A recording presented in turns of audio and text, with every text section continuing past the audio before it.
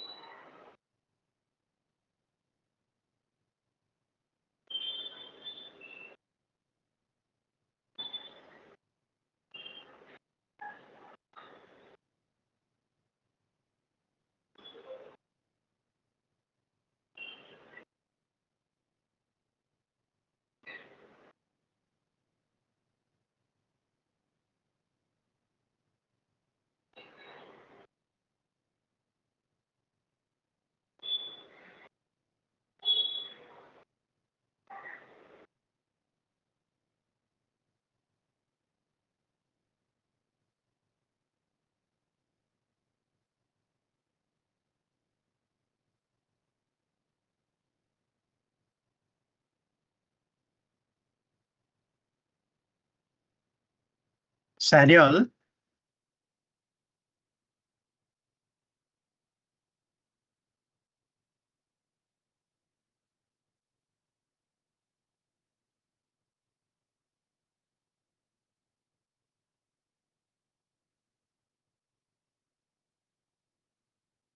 hello.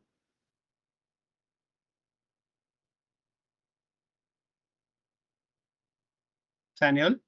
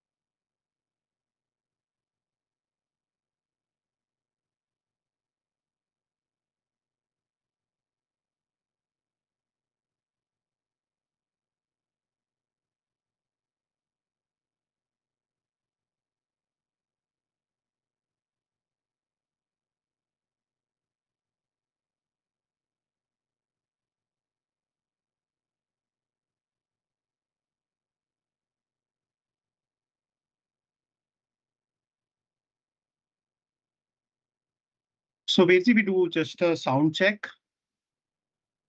Nitin sir, first.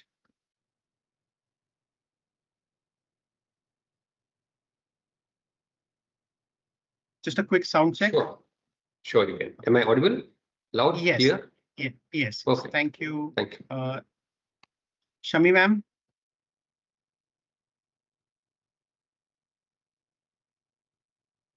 Shami ma'am.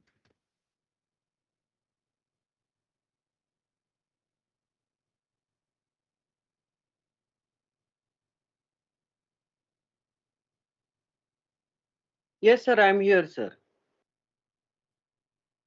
Okay. I am struggling with the internet. Okay, but your audio is clear. KPVC just from your side once.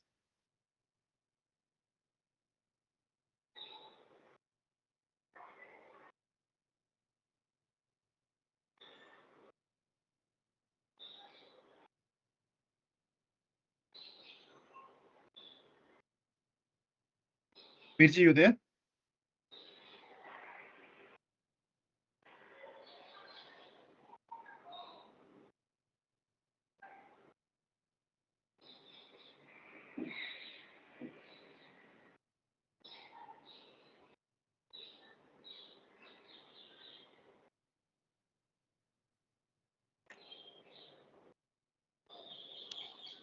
Hello.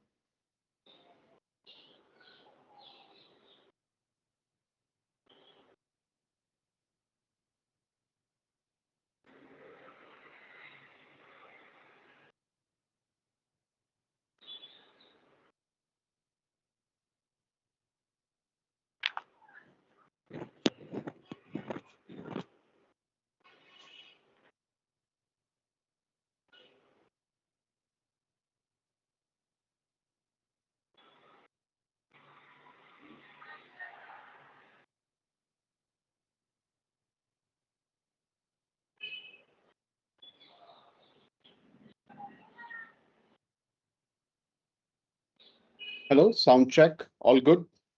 Yes, Veerji, all good.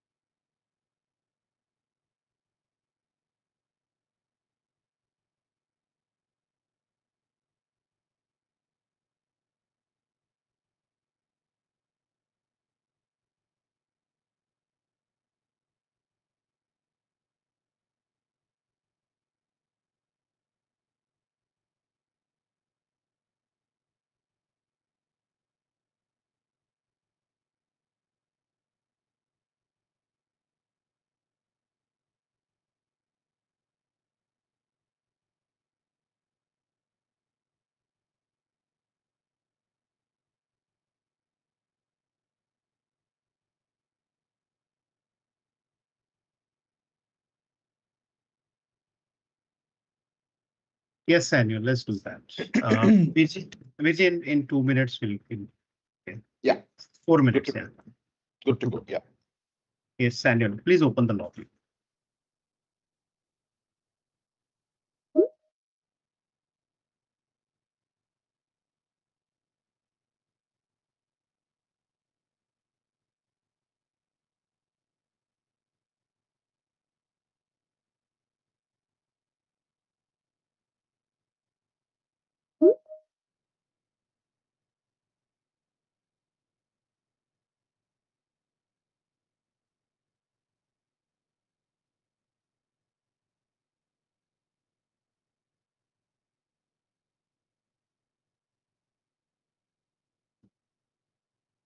So Samuel, now nobody will see the lobby, correct? Everybody will directly join. Excellent. Over to you, Virji. We still have 3 minutes. Right.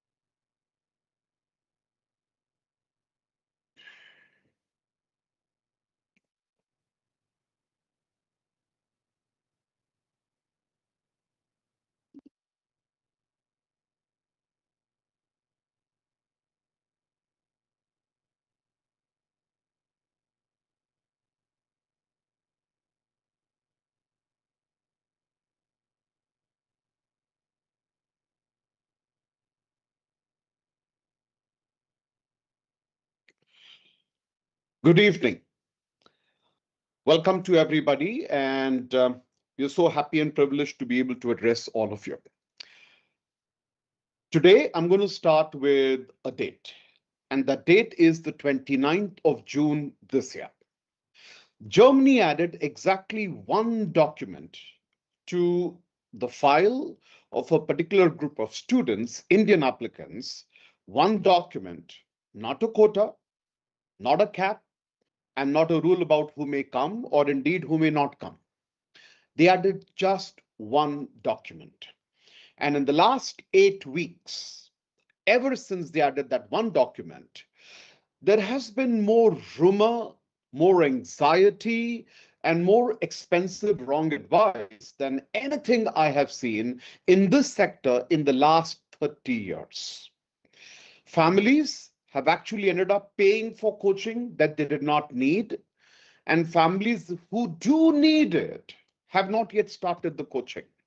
And almost nobody in this room could tell me right now with confidence whether this document is it necessary for your own child or it is not necessary. By 9 o'clock tonight, every one of you will know, and that is our promise. Not approximately, exactly. That is the whole promise of this entire evening. And this is the one picture that I want you to keep. For 4 years, the door to a German classroom had one lock to it. And that one lock was called the APS. It asks a simple question, and it asks it very well indeed. Are these documents real? So the agenda of the APS was always one thing, to validate and to certify all of your mark sheets, your transcripts, etc. On the 29th of June, that door quietly acquired a second lock. And that second lock does not ask whether your documents are real. It asks something a document cannot answer. And tonight, we open them both. And before I say anything, here is a ground rule that we would like to establish. Everything you hear tonight, every single piece of advice, every single piece of data, it comes from two places and two places only. The first is the APS India, the Academic Evaluation Center, which runs the entire verification process. And the second is the GAST, the society that built the test, the dMAT, and it runs it. The very same organization that has run the test DAF for close to 25 years now. Nothing tonight will come from a consultancy blog, and nothing will come from a news report. Nothing will come from a message that was forwarded in some parents group late at night, and where the official sources are silent. I'm going to tell you they are silent. Rather than fill the gap with something that is inadvertent or invented, and as we would say in today's AI terms, hallucinated. And I believe that that last part matters much more than it just sounds. The subject, let's remember, is just 8 weeks old, 8 weeks. And much of what is circulating around is simply wrong. And some of that wrong is pretty expensive. Therefore, let me put to you the most useful thing that I will say the whole of today evening, which is put your pens down. Every single slide tonight is designed to be photographed. Every factual page carries its source at the foot with the date on which we verified it. So you may photograph any page at any time, and I will pause when I get to the 4 pages that genuinely matter and will tell you, please take a picture. So please, do not waste your time or your effort writing. Rather, let's enjoy this talk by somebody speaking, and why don't we listen for a change? The page, I promise you, will stay. So let us give a shape to today evening, right? We're going to be looking at 10 chapters. This is a map, it's not a destination. So please remember that these 10 chapters, underneath all of them, there are primarily just 2 questions. And I want you holding both of them the whole way through today. The first question, does this apply to my child? And the second question, if it does, can my child do well in it? That's it. The first question we will endeavor to answer in chapter 4, about 40 minutes from now. And for a good number of you, chapter 4 is going to end this evening rather early. You will discover that none of what we're speaking about touches you or impacts you or affects you. So you will go home. If you're already at home, you will be smiling at home and you will feel much lighter than when we started this session. But I'm not going to make you wait 40 minutes to find that out. And therefore, straight away, photograph this page. What do we see? 4 situations, and I would love you to find yourself, where do you sit? If your child is applying for a bachelor's program or for a PhD, then nothing that got announced on the 29th of June reaches, impacts, or affects you. Nothing. You're welcome to stay, and I would like you to, because if it doesn't impact you or your child today, maybe it could impact you 2 to 3 years from today. So I would love for you to stay, but the good thing is you can breathe. If your child's previous degree is in engineering or the commerce family, which is commerce, accounting, finance, and economics, or business and management, or rather, and if you're applying for a master's degree, then yes, from summer semester 2027, this burden of the dMAT is yours to carry. Of course, if your previous degree sits outside these three fields that I mentioned, then no, you don't need to give the dMAT. You don't need to listen to me, and understand that you need to be very, very clear that the official title on the certificate that you have in your hand, does it match with the requirements? And I'm so happy and I'm so proud and so privileged to tell you that at IMFS, our website today is dMAT ready. What do we mean by that? Well, we are the first in India to start off with helping you, the parent or the child yourself, to understand whether your program you require to give the dMAT or you don't. So go to our website, www.imfs.co.in. I repeat, www.imfs.co.in, and you can feed in the data, your data, and the result will come out. Therefore, you should know whether you need to give the dMAT or no. And of course, one more factor before we move on. If you were already in the APS pipeline before the 29th of June, when this announcement happened, or you hold a university partnership confirmation, or you're going from a program that already has a tie-up or a link or one such academic understanding with the university in Germany, you're exempt from the dMAT procedure. Now here, the sentence at the bottom of the screen, because it is the honest one. This page is a signpost, it's not a ruling, and therefore nobody in this room should act on it tonight. Chapter 4 will put that question in the proper order, and it, I promise you, will settle the degrees whose titles will sit between those two fields, and there will be a lot of such fields where the degrees may not require the dMAT. And believe you me, we will talk about all of them. But right now, you know roughly which one of you are in the boat and which one of you is comfortably on the shore, sitting and watching the water lap very calmly against the shore. And everything I say for the next 30, 40 minutes will be heard by people who know what they are listening.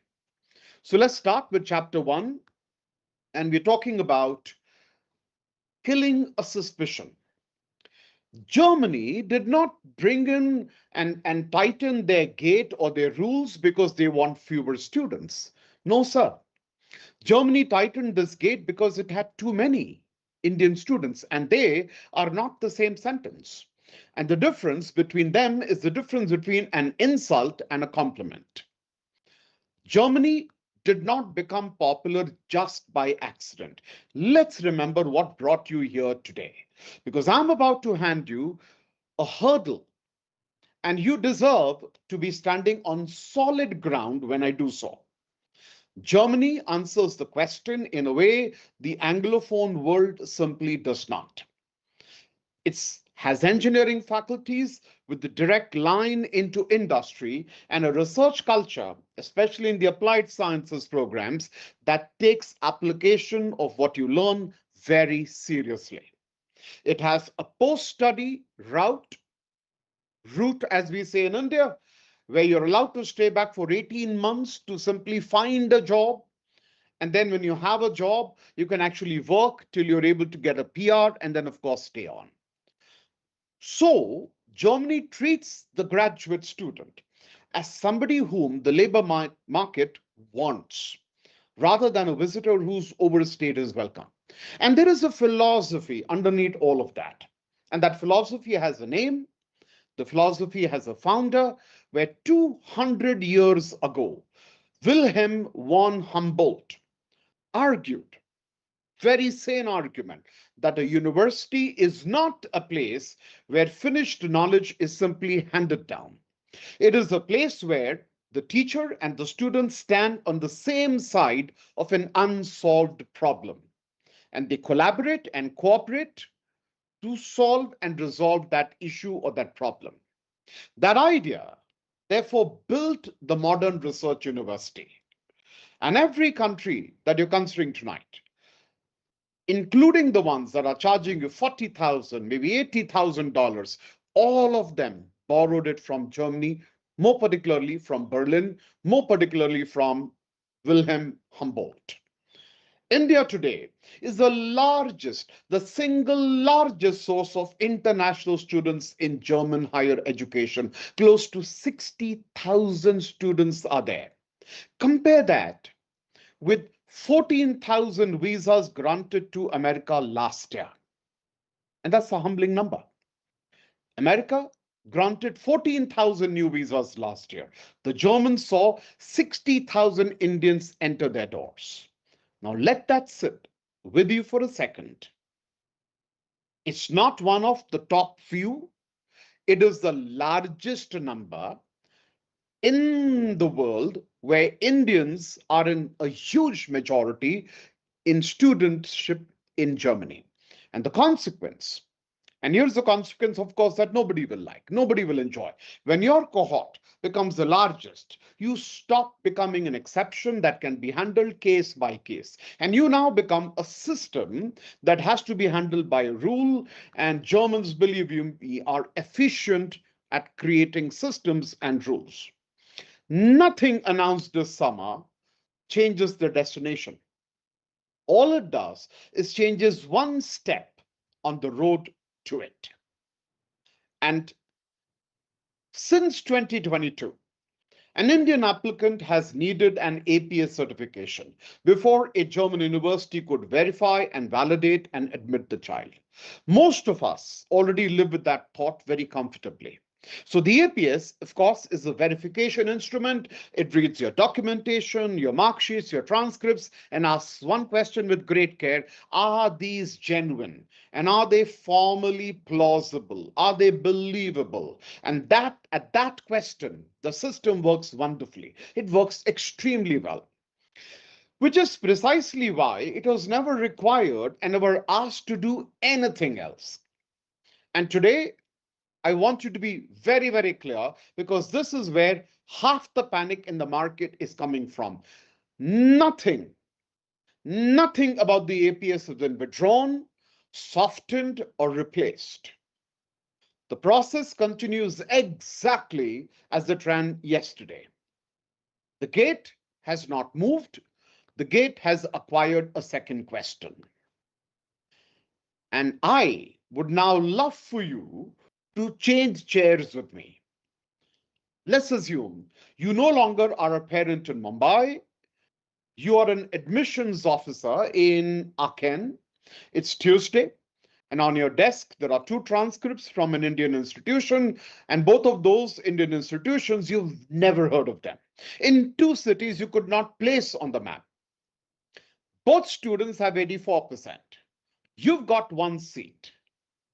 And you need to decide which of the two candidates is a stronger profile and one that need you to, and that one you need to admit. Now, suddenly you realize that the person sitting in that chair has got a really tough job. And what does this document tell you? All that the document tells you, the APS, is that the degree exists, is that the institution that issued is there, it's factual, the marks are real, and the paperwork is generally internally consistent. All true, all verified. And not one of those four facts will help you, the admission officer, answer the question that you were actually asked. Which one of these students will you admit? Because there is no single document on earth that can tell that officer, which for a moment is you, how hard those marks were to earn at that institution in that particular year. There is no document that can tell the admission officer how this graduate student compares with somebody who's graduated in an entirely different national education system, or within the same country, in another state, in another city. There is no document that can tell them the one thing they need most to know. What does this graduate do when he's faced with an unfamiliar problem, and that too in a second language, and that too at a master's level. That problem is being solved. Not your child. The problem is being solved. And therefore, we are looking at something that is very, very simple. Verification simply checks whether the degree is real or not. The test, the dMAT, is what is asking the graduate what you can do with it. And that are two very different questions. And they are two very different instruments. Neither one replaces the other. And if you can remember one line from chapter 1, remember that one line, that these are two different institutions, two different instruments, and they answer two different questions. Let's move to chapter 2 and understand that on the 29th of July, what happened? Pure fact, no interpretation, no opinion, no forecasting. I'm going to slow down and cite the page and let the dates land. And here we are. APS procedure as it ran on the 28th of June and as it runs tonight. Online registration, no changes. Academic documents need to be shipped for verification, no changes. And is still to be completed in the first submission, no change. A dMAT certificate issued by GAST enclosed, new. Verification and the result checked against the GAST and the APS certificate that follows once both are done and carrying the dMAT result on it. One row on this page is new, just one. And I want to say something about why I'm emphasizing that, because it is not a consolation being offered to a worried room of people who are getting their blood pressures up. It's simply the fact. 4 rows and one has changed. And anybody who has told you that the German education admission process has been overhauled this summer has not simply read the page or the mood or the system. They've read the somebody's summary of somebody else's summary of some other page. That is what we're looking at. Documentation from APS India. Last updated on the 18th of July. Moving on, we're looking at 2 addresses, and I would love for you to click a picture and save both of these addresses tonight and save them correctly. Because a good number of the delay stories that you will hear this year, they will begin right here. APS India owns the procedure itself, document verification. The question of who's affected and who's exempt, and what belongs in your documentation. APS owns it. Whereas on the other hand, GAST owns the registration, the payment, the test center booking, the format, what happens on that day, the results, and of course the certificate download. They do not answer each other's questions. They do not and they will not. So when a family writes to APS India in the 3rd week of September asking why their test center booking has not been confirmed, they will wait for weeks and days and months for an answer from an office that's never supposed to give that answer. And by the time that answer may come, if it does, well, registration is closed. Therefore, please write to the right office. And what you see in front of you, very simple, 4 dates.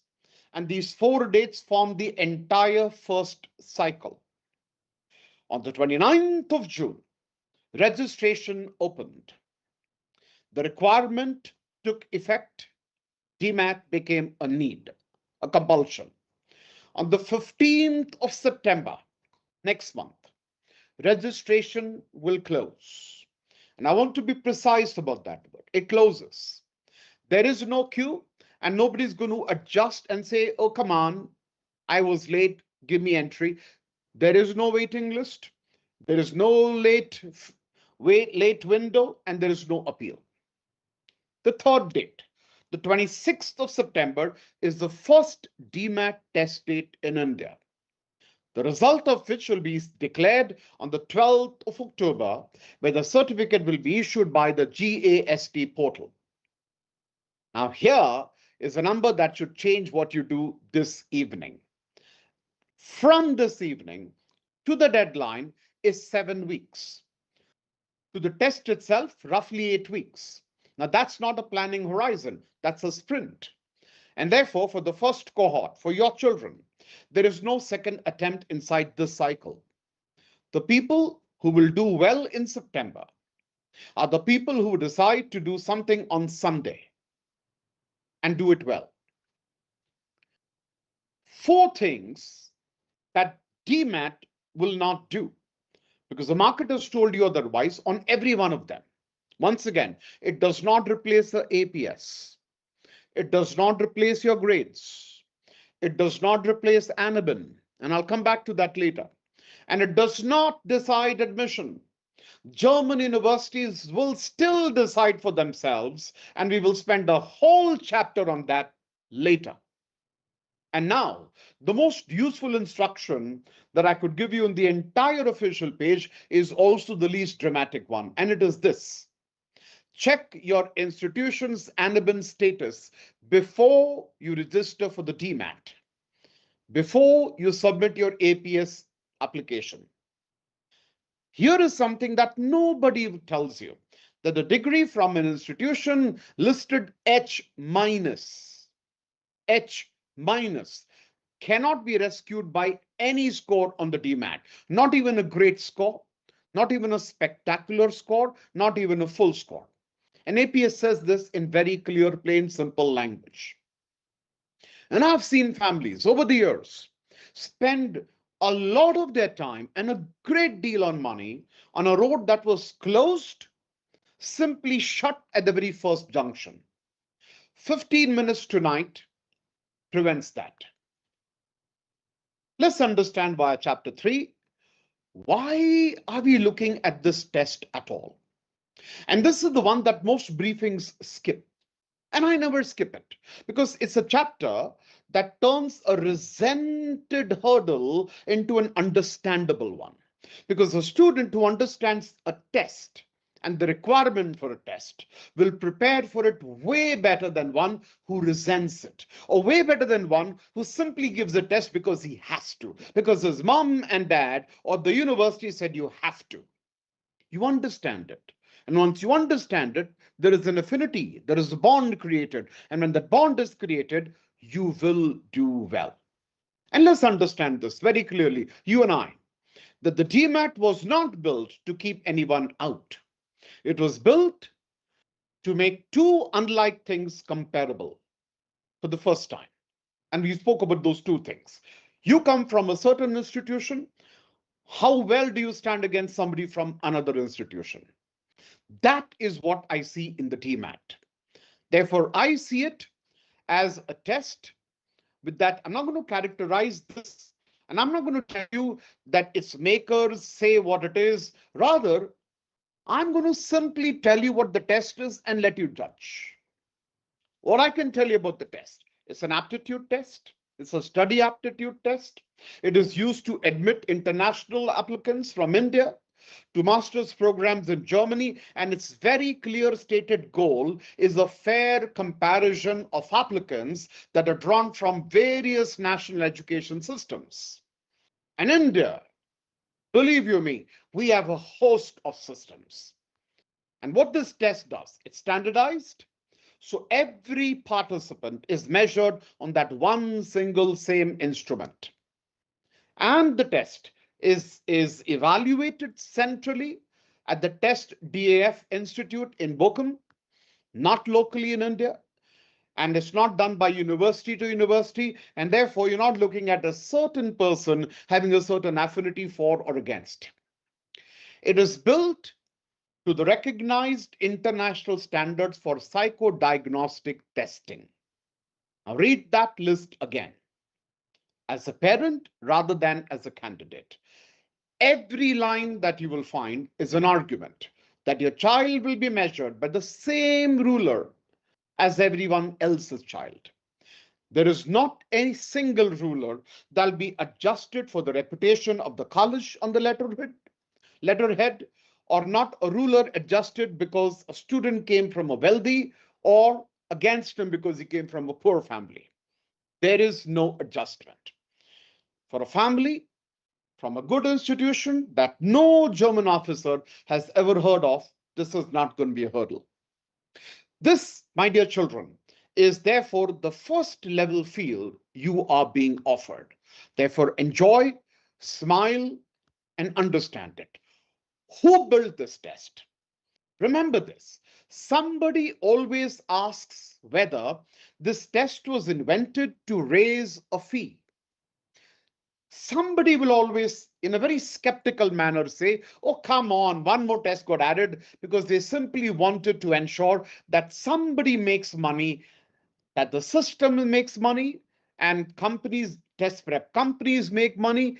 Do remember that this test was created by the GAST, and I told you it also runs the test DAF, is developed by the University of Ulm, the University of Kassel, and the subject modules, they were built with the German universities within themselves. Now, good news, and I'll see this later as well, you are not going to be looking at studying the subject tests, and I'll come to that later. But do remember that all of the development for this test was supported by the DAAD. So universities designed it for a problem that the universities themselves have. That is the whole answer to who created this test and for what. These are the three fields for whom the test becomes mandatory: engineering, commerce, within which you have accounting, finance, and economics, and the last one, business and management. So the question comes, why these? Why these three, and why these three first?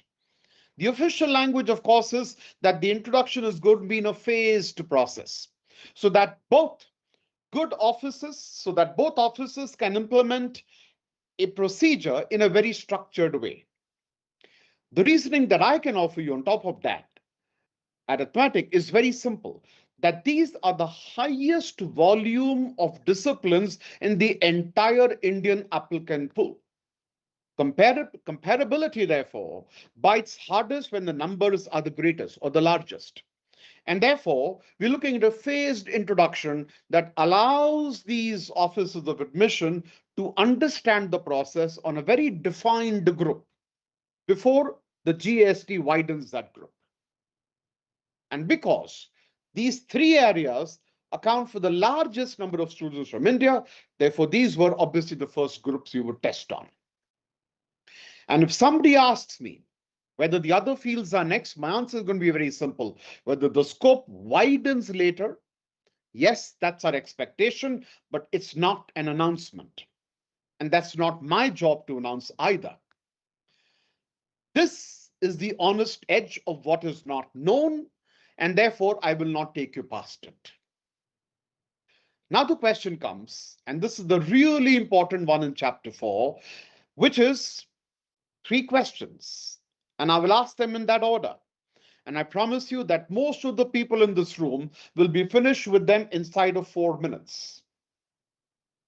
Rilke told a young poet to live the question themselves. Tonight, I'm afraid we are going to answer them instead. So let's begin with the very first question. And this is the one line that is misread more than any other. It's not the program ahead of you that matters. It's the degree behind you. Let me repeat. It's not the program you're applying for. Rather, it's what you have done so far that matters. So engineering, commerce, accounting, finance, economics, business, and management.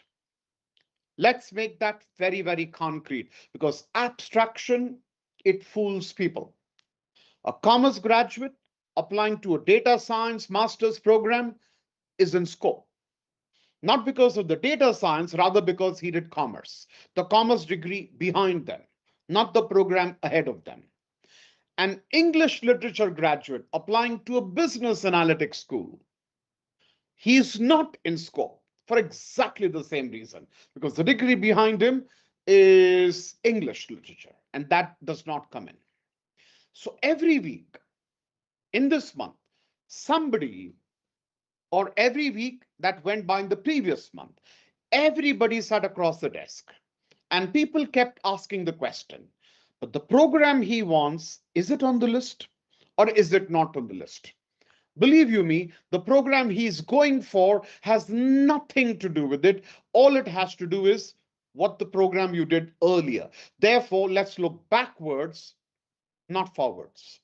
And you'll not find me saying this very often. I always advise students to look in the front, not the back. But for the first time, whether you need to give this test, you look back. Second question, which intake? Well, winter semester 2026-2027 is outside the requirement. And the reason is arithmetic rather than policy. Do remember, the first certificates do not exist until the 12th of October. Therefore, the first intake that you will need to look at giving the dMAT is going to be the summer semester of next year. And every master's intake after that, unless GAST comes out with something else or something new is published. So a simple rule. You are applying for the summer semester next year, and thereafter, dMAT applies to you. So yes, the answer to question 1, if it is yes, and yes, the answer to question 2. If the answer is yes, you stay with me for question 3.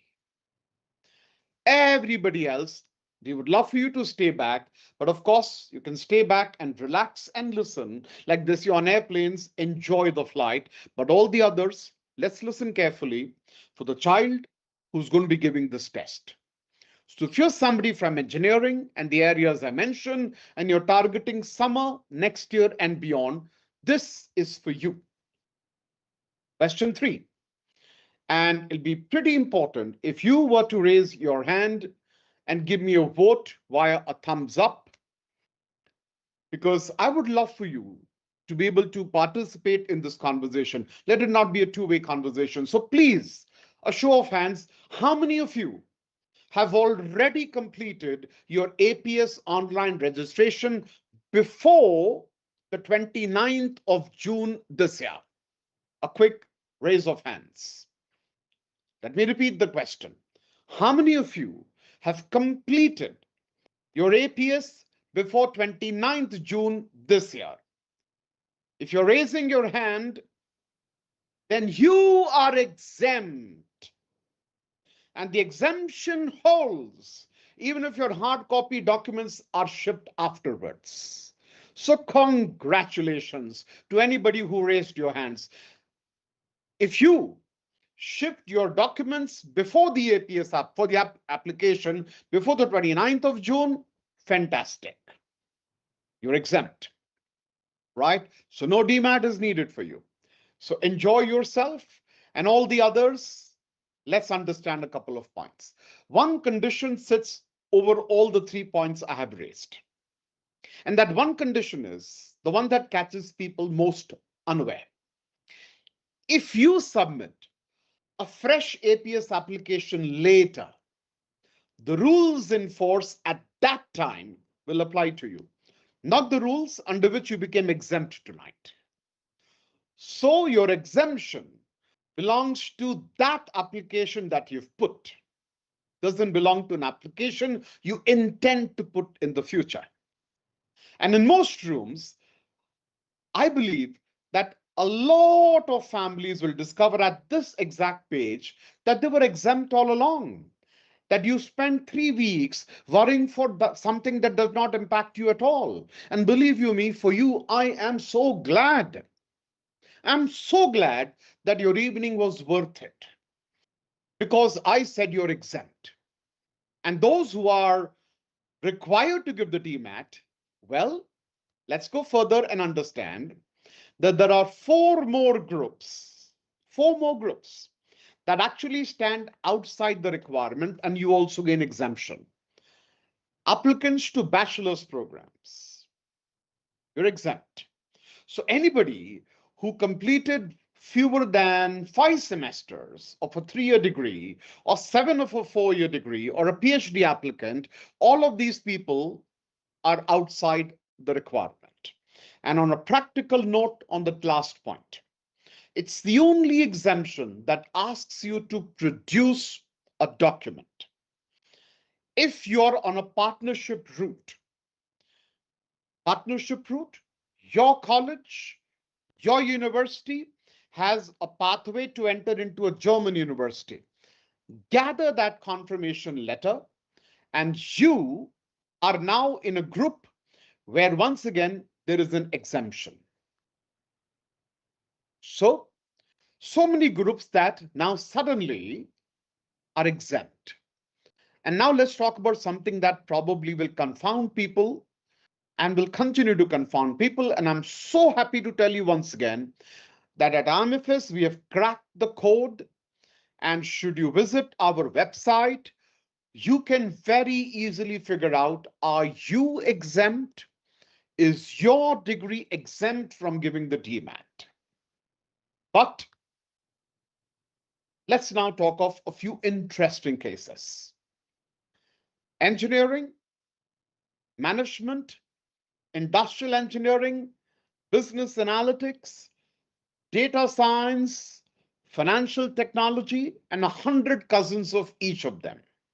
These are the names that raise the question in almost every counseling room in every city in India, because they can plausibly be read into 2 families at the same time.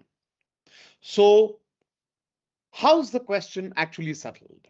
Well, not by the course nickname, not by what a senior was told last year, not by what the college prospectus is telling you or what it calls the program, but rather the decision is made by the official wording on your degree certificate, the one that you had or you have from the Indian college or the Indian university. Read that against the list of affected study fields that has been published by APS India and is also on the website of IMFS.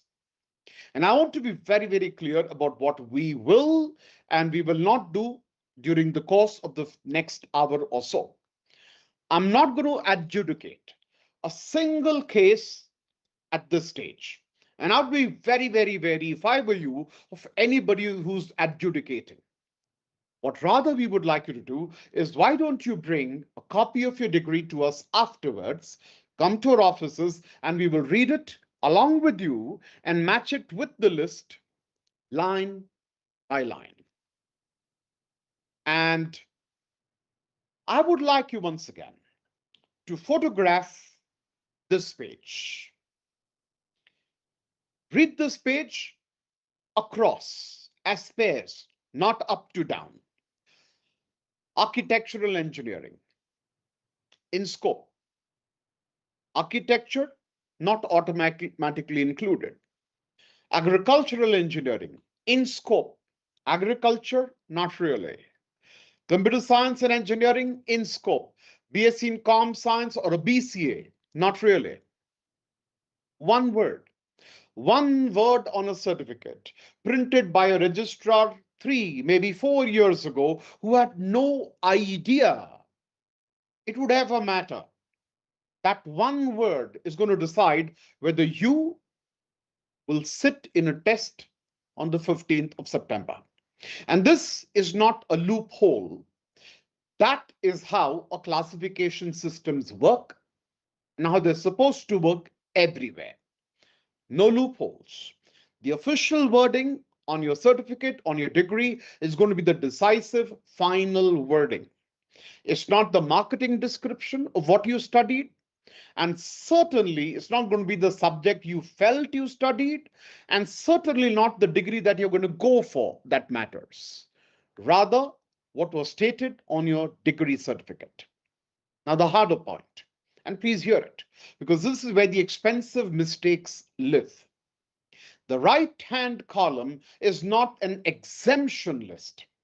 It's section 6 of the official list, and section 6 means not automatically included, which means APS India may still classify one of those titles into one of the 3 groups on the strength of your documents. So weigh the 2 errors and assume you are exempt and you be wrong. You lose the intake an entire year. Or assume you're covered, and if you're wrong, you've lost 150 euros. And of course, one entire evening listening to somebody like me. Now, these are not the same mistake. Therefore, our simplest advice to you would be, A, come meet us in our IMFS offices. We'll help you demystify this. Or 2, go on to our website and demystify it yourselves. And even then, if you're confused, write to APS India for the classification and write to them so that you get an answer back in writing. And while you wait, please prepare for the dMAT as if you are in scope. Simple. Once again, photograph this page as well. This probably is the single most useful thing that anybody will take back home tonight. Oh, you're already at home. So it stays with you at home tonight. And this is the plainest, that's why it's the plainest page in the deck today. 4 questions. Is the previous degree in engineering, the commerce family, or business and management? Is the application for summer semester 2027 or later? Did you register on APS or ship complete documents on or after the 29th of June? Are you outside the exchange, the double degree, or so-called partnership exemptions between universities? If you have 4 yeses, the dMAT belongs in your APS file. A single no, and it does not. At least not for this application. Maybe in the future it might. And that's the whole truth of it.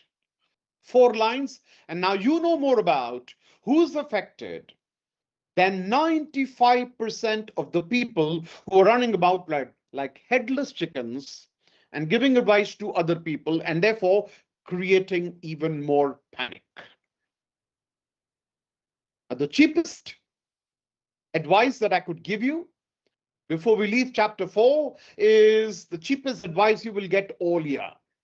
Simply check Anabin tonight before you pay anybody anything, including us. 15 minutes is all it'll take you. Get on your laptop, on your computer, look up your institution. If the status is H- or H+-, come talk to us before you spend a single rupee on anything else.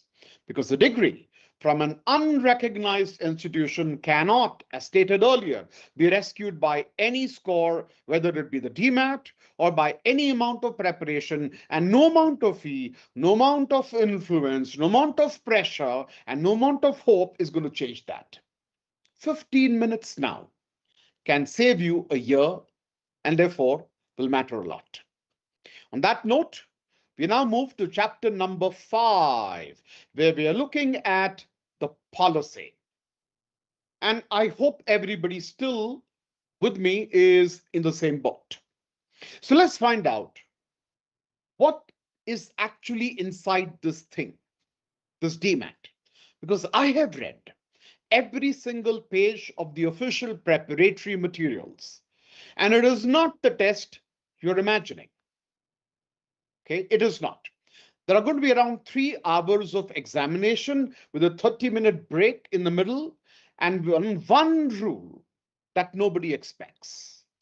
So let's, my dear children and parents, let's have a look at the 2 modules, the core module It'll measure your general cognitive and analytical ability in 3 subtests, 20 items in 25 minutes each.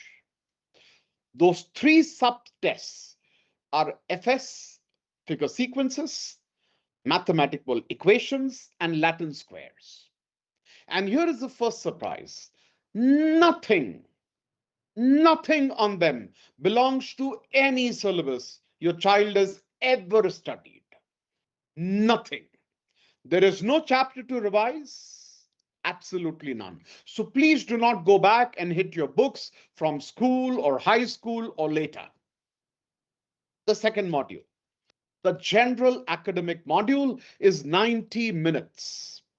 There will be input text, each followed by a single choice question with 4 options, with figures, tables, and formulas where the topics may need them. And they are drawn from 8 domains, from mathematics and the sciences all the way down to social sciences and humanities. And the cleanest way to hold the difference is this. The first module checks how your mind works. The second module asks what it can do with something it has never seen, never experienced before. And therefore, I see dMAT as a wonderful new test. I know at IMFS we are known to be India's oldest test prep center. We began teaching GRE in India before anybody else did. So we are kind of founder teachers of GRE in India. And believe you me when I say this, I respect the GRE, but I think the dMAT is taking things to levels we haven't seen before. And believe you me, this is a test that all of us at IMFS are itching to teach. 90 minutes of core modules as a scheduled block, of which 75 minutes again are the 3 subtests, and the balance being, of course, the instructions and the changeover and things like that. 30 minutes break, and then 90 minutes of the GAM, the general academic module. So around 3 hours of examination, roughly 3.5 hours is what you will spend at the center. A practical instruction, we are beginning that right away. Plan the day around spending 4 hours at the center. As I teach this in the GRE, and I will tell you the same for the dMAT, you need to be at the test center roughly 20 to 30 minutes prior to the test. Once your reporting and formalities are all done, then of course you plan the journey so that you don't arrive with your heart beating 100,000 beats, wondering if you will ever make it on time. Because do remember, this is the monsoon. In September, the rains ain't going anywhere. They're yet going to be there in India. And you will feel that there will be more traffic on road than usual. And I have seen more marks lost because of anxiety, because trains were late, or there was a flat tire, or there was too much traffic on the road, rather than to an actual difficult, hard question. And here is something pretty interesting. The rule that nobody expects. I'm so sorry. Going back, there is absolutely no scope for you to take notes, no rough sheet, no pen, no pencil either, not once in either of the 2 modules. No pen, no pencil at all. And think about what that covers. The Latin squares grid, you would instinctively fill. Maybe you will not. The equation systems, you would instinctively write down. You may not. The formulas you will meet on screen in the second module, the GAM, you may not copy them out. The instruction official materials, they tell candidates to practice without notes because no aid of any kind will exist in the exam room. And yes, you cannot have earphones that are switched in to people talking from outside, no electronic help, and no help of any sort is allowed. So here is the question that you must remember. It's a sentence that will reshape every hour of preparation between tonight and the 15th of September. A student who practices with a pen or a pencil and then sits this test without one has not practiced for this test at all. They practice for something very, very different, for an examination that does not exist at all. And on this note, I am so very, very happy.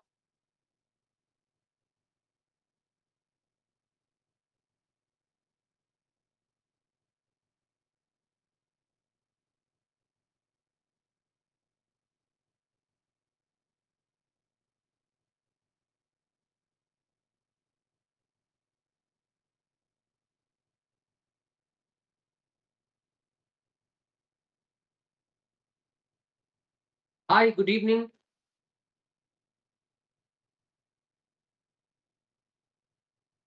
Thank you, sir. This is Nitin Lathe from IMFS, the head of faculty, and I'll be taking you through the core module of dMAT.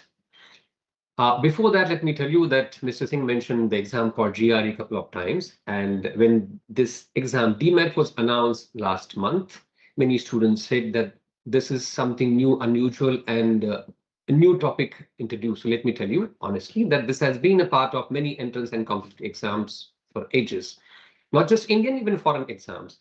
The GRE, which Mr. Singh mentioned just now, we started maybe 3 decades we have been teaching now. So the early days of GRE also, apart from math and English, which we now have, we had the important topic called analytical reasoning till the early 2000, till the time it was replaced by something called analytical writing. So reasoning has always been an important part of many entrance and competitive exams. This is not new. Then what makes it different than dMAT? And the answer was on the last slide of that Mr. Singh showed you. And here you see on the screen that where at a time when the rest of the world, most of the entrance and competitive exams have started saying that yes, we are okay if students use calculator. Then Germany comes up with an exam that forget about calculator, that doesn't allow even to use pen and paper. That makes it different, challenging, and also interesting.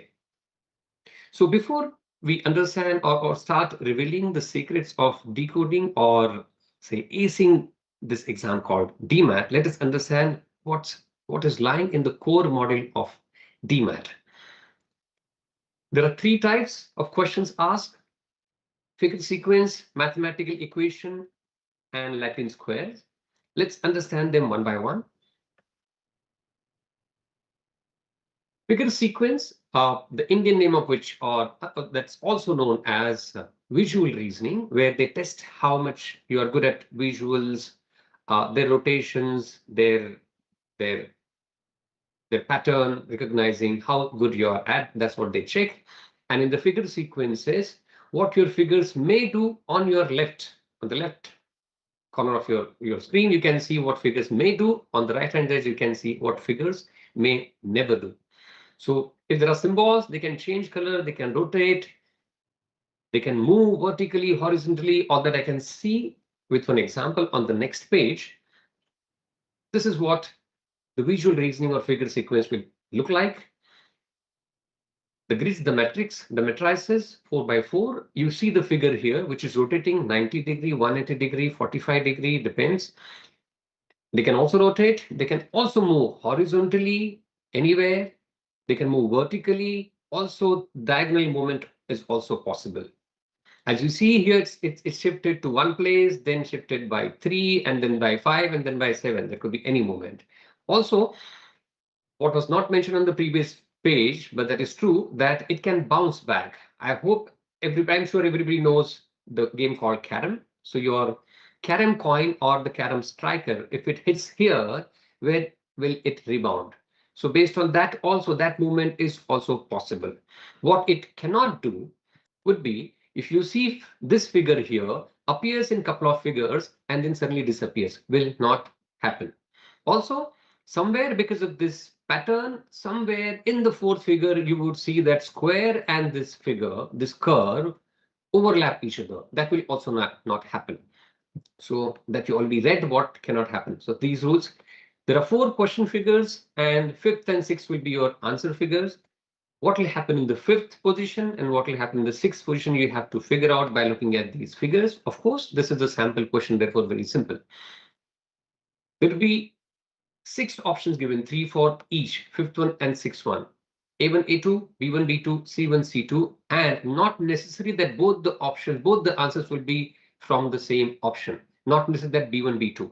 Maybe the 5th figure would be from A1, and the 6th figure would be B or C. That is about figure sequence. The next type of question is mathematical equation, very much similar to your linear equations with 2 variables and 3 variables. Thank God there are no linear inequations. You understand the difference. When you put a word in, that makes it negative, like ability, inability. Equations, inequation, that makes it very, very difficult because if it is not equal, you have to find the entire range. If you say that's simple, these are very simple questions to be solved, provided calculator allowed or pen and paper at least allowed. Unfortunately, neither is allowed in this exam. So you need to learn a new approach. As it's mentioned on the slide, substitute, do not solve normally or formally. You have to change your older habits. Look at the last equation, p divided by 2 equals a. This can be read as b equals 2 times a and substitute it here. So 2 times a, when it's shifted to the right hand side, it is 3 times a equals 18, a is 6. And once we find a, we can easily find b and 6. So if you can solve one more question, just I wouldn't want you to solve this until just if you can answer this, would 75 seconds be enough to solve? I think one of the slides it was mentioned that 20, 20, 20, 60 questions of core module and there'll be 75 minutes. So if you divide, find the average, 75 seconds per question. So will 75 seconds be enough to solve this question? I'm sure answer is no. If I say 75 minutes, maybe answer is still no. 75 hours, answer is no. 75 days of sadhana and tapasya also cannot give any answer to this question because it is impossible to solve this. Now, if you use the general rule of mathematics that says if there are 4 variables, 4 equations are enough to solve. All that is satisfied here. There are 4 variables A, B, C, and D, and there are 4 equations provided. So based on the basic rule, we would say, yes, you can solve. Then try for 75 days of Chintan, Manthan, and meditation. You will not get the answer for some reason. What is the reason? We can, of course, it's not a class. We'll reveal later, but just understand that knowledge is important. Properties are important that can help you get quicker answers. And unlike other exams, here, you have to remember what is D, what is C. C is 3 times D, A is 4 times B is going to be very difficult. So this exam called dMAT is a test of how you think. And the good news is thinking can be trained. And you have a good 7 to 8 weeks where you can put in your efforts and learn this right way to think. Next and the last type of question asked in the core module is Latin squares. We have solved Sudoku puzzles, everybody in childhood. I'm sure many must be trying even now. The only difference, again, I'm saying for the third time is pen and paper not allowed. So there is no way. It's very simple to solve. If we say here, there will be E, here, A aega, D aega. That way you can write down and solve. That will be easy. But when there is no pen paper, you cannot remember what alphabet lies where. So there, you have to change your approach. And you have to focus on the question mark. What can bring me close to what alphabet can appear in the question mark? That is it. I don't have to fill in the entire grid. So here, those who do not know the rule, let me tell you, each row will have A, B, C, D, E, all the alphabets. Each column will have A, B, C, D, E. Based on that, you can make out what alphabet will appear here in place of question mark. One thing about mathematical square I forgot to share is, one good thing about it is all your answers will be between 1 and 20. I'm sure most of you must have read it, every letter. So in mathematical equations, your answer will not be beyond 20. Anything between 1 and 20. If answers are 103, 497, God knows who would be able to solve. So it's a good thing that is only between 1 and 20. And this was Latin square. So this is important thing. 20, 20, 20. Each module will have, each type of question will have 20 each and 25 minutes each to solve. So total 75 minutes to solve these 60 questions. And if you calculate second wise, each question, how much time you get? 75 seconds. Of course, we cannot make it very interactive because the flow will get disturbed. But if I ask you a question and if you answer then and there without unmuting, I know the expected answer. If you are at your dMAT, the first question of figure sequence or first question of mathematical equation you're solving, and you spend 75 seconds to solve. Question 2, again, you spend 75 seconds to solve. So 150 seconds are gone, 2 questions are solved. Are you on time, behind time, or ahead of time? You don't have to unmute. Answer you. I know your answers. If you're thinking you're on time, because 75 seconds, I calculated, is enough time to solve each questions. So I don't believe in equality. And trust me, even universe does not believe in equality. Universe believes in fair treatment. You should follow the same thing in this exam. If a question does not deserve 75 seconds, please do not spend time. So if you are spending in the beginning 75 seconds each question, you will not be able to reach the 60th question. So save time wherever possible, 10 seconds, 5 seconds, 2 seconds, and utilize that time for the difficult question. Because remember, difficult questions with 4 variables and 3 variables will be waiting at the end. They will demand more time. And if you just go by 75 to 75, you will fall short of time. So save 2 seconds, 4 seconds, 5 seconds from each questions. Go faster, learn faster methods, and trust me, you have enough time to learn all that. Why? Because this pattern recognition is against the clock. Consistently at item 60, it is said, and I don't think you'll be able to reach item 60 if you start spending 75 seconds per question right from the beginning. So, as I said, that this will need entirely different approach to solve this exam, because this is a test of how you think. And I already said that good news is thinking can be trained. You have good enough 7 to 8 weeks time. So that was the core module. And to understand another module called general academic module, and to understand the rest of the aspect of the exam called dMAT, I will hand the session back to Mr. KP Singh. Over to you, sir. Thank you.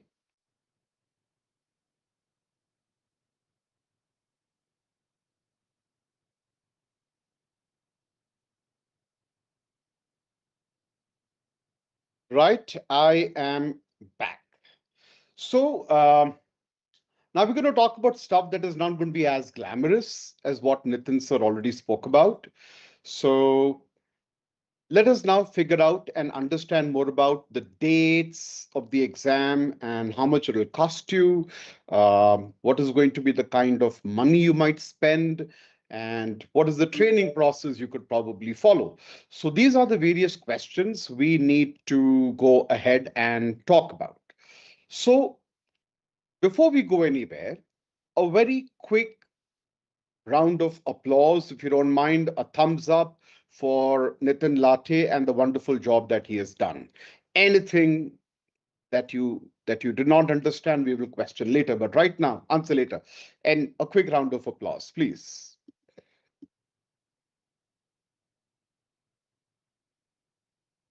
Awesome. On that note, let's take over and continue from where we stopped. So we are now on the second last chapter or thereabouts. Thank you. Thank you very much. Muchos gracias. So chapter 8, as I said, is unglamorous because it follows all the wonderful stuff. And I'm not going to ask you to switch off because this is where a lot of avoidable damage may happen.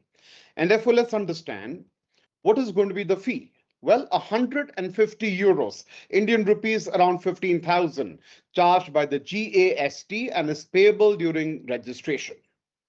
10 centers named so far, and I have absolutely no idea why would they pick up Mannan, Thavadi and not have Hyderabad. But hey, I am not the one who's setting this up. And by the way, the dMAT listing also names Kathmandu if you're sitting and attending from Nepal. And moving ahead, I think that's a wise crack. Moving ahead, registration, payment, booking, results, all of that is GAST's task.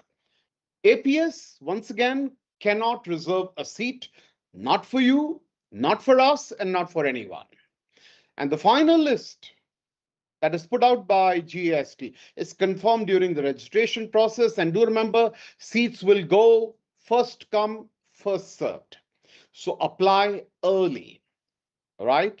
And treat the center as a travel destination, not as a drop-down menu. If you're not in one of those cities that are on your screen right now, then assume you're going to spend a night away and budget for it in August, rather than discover that idea in September.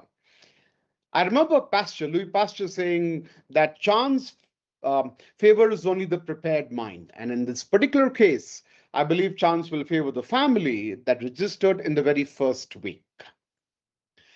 And this coming up is an advice that I would like you to pick up and understand that there is flexibility in only one area, not in any other area.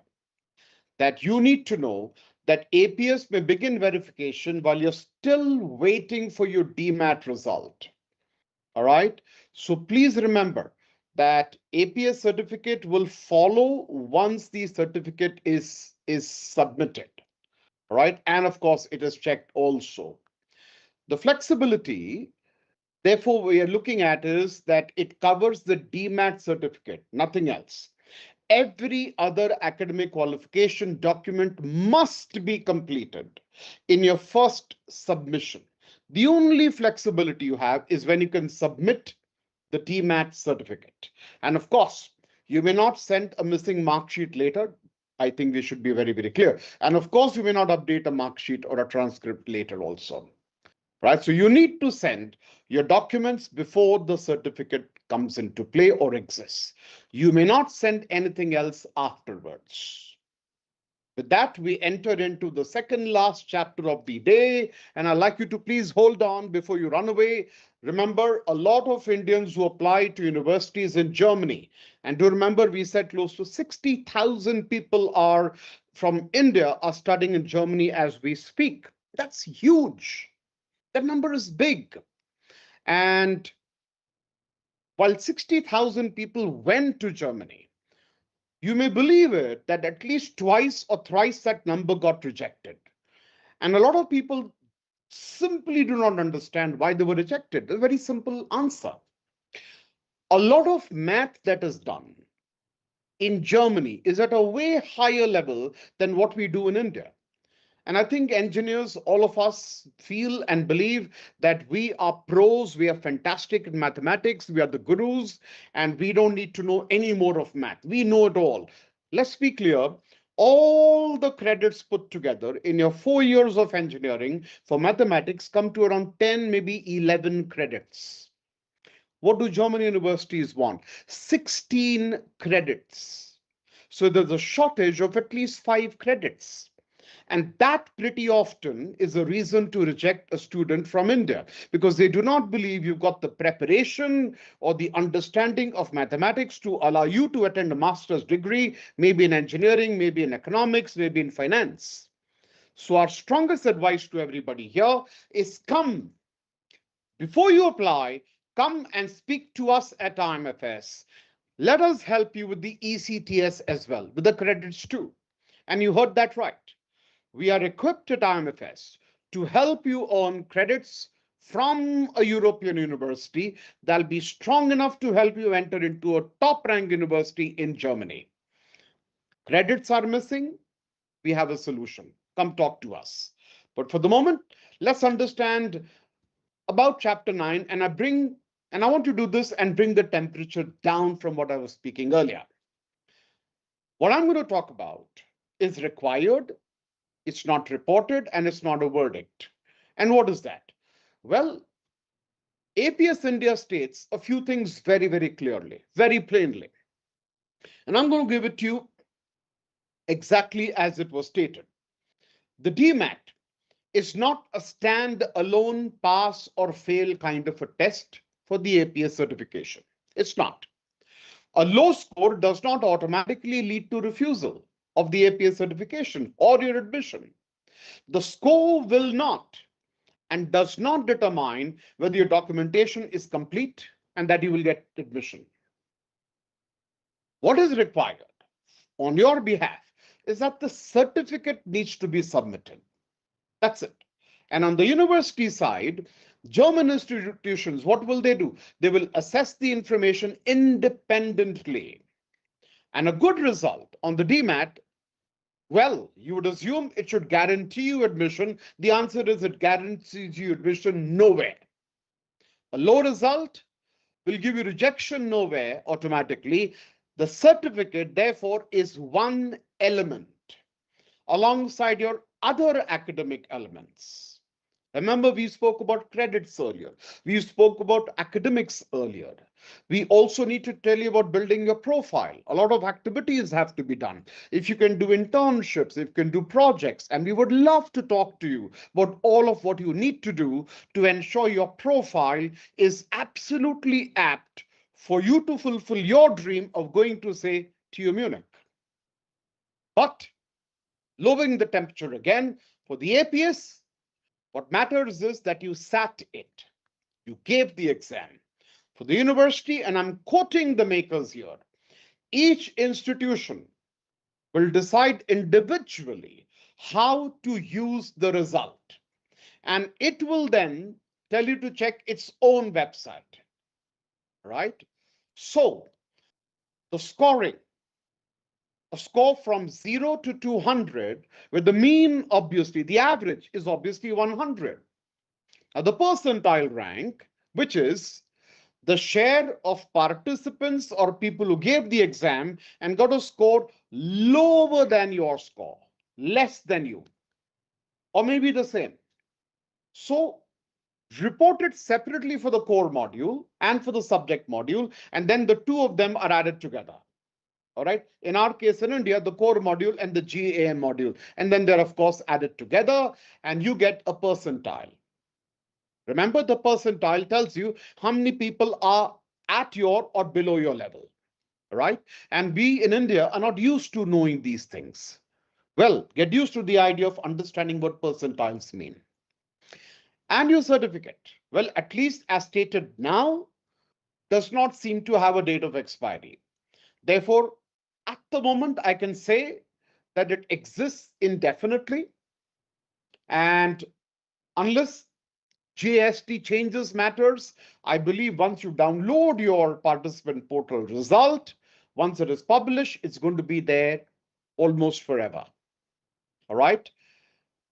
2 universities at the moment are currently stated as officially using the dMAT for admission as a selection criteria. There's RWTH Aachen and then there's Göttingen. And both do so through subject modules, not through the general academic module that we are preparing you for. Keep that in mind. And that's a distinction I would like to keep this room in mind, because I've heard it being garbled throughout the last 8 weeks. Subject test, GAM, core module, what is needed, what is not needed, and every consultancy is saying stuff. Göttingen, incidentally, is where Lichtenberg also is taught, where he taught. He's a physicist who observed that you are obliged to work out for yourself a path that is created in your mind so that you are able to follow that path on your own. You don't need to walk on somebody else's path. You create the path on your own. And 240 years later, the university where he taught, is actually asking candidates to prove that they are able to work out pathways for themselves. Please do check out the admissions page of your own targeted programs. Do not trust any list, including ours. I'm not unabashed or unashamed to say that. All right. And of course, there is the scale, there is no pass marking. And so you need to therefore hold both halves of the sentence at the same time because both matter. There is a scale, a percentile, rank, and a score out of 200 that will appear, and the result will be carried into your APS certificate. And there is no pass mark, and there is no fail mark either. What does not exist is a line you must clear. No such threshold is published either by a university or by APS anywhere. There isn't. There is no published threshold. And Marie Curie had once stated that nothing in life is to be feared. Minute that test got announced, why was there so much of rumors? Because there was fear. Marie Curie said, avoid fear because all you need to do is understand what needs to be done. And I hope today you understand this better than the people who are frightening you about the dMAT. And with that, we head into the last chapter for the day. This week is going to be extremely important for you to understand that there are just 8 weeks left, and every one of them is extremely useful if you spend it on the right thing. Therefore, this week, check the Anabin, check our website, the official fields list in that order. Before the 15th of September, register and book a center. Well, the center is still a choice rather than you having to pick what is left. And you then saying, oh, I could have gone to X center and I just got too late. All right. Between weeks 1 and 4, build up your core module speed. Do timed questions daily and with no pen in your hand at all. Between weeks 4 and 7, start working with unfamiliar passages across all 8 domains, always under the clock. Do them in timed conditions. And in the final fortnight, the last 15 days, you need to enter into doing full-length papers, simulation tests, in one sitting, at one go, of course with a break, in one sitting because I believe after the COVID, we as a student community have forgotten the art of sitting at a desk and concentrating for 3 to 4 hours straight. In fact, yesterday I was saying in a class at Vashi that at one time, the goldfish was the animal that had got the shortest attention span of 20 seconds. But the COVID now has ensured that the human has got the shortest attention span of 8 seconds. So let's get back your fervor to understand how you can sit for that length of time. Notice something that is missing from everything we've spoken.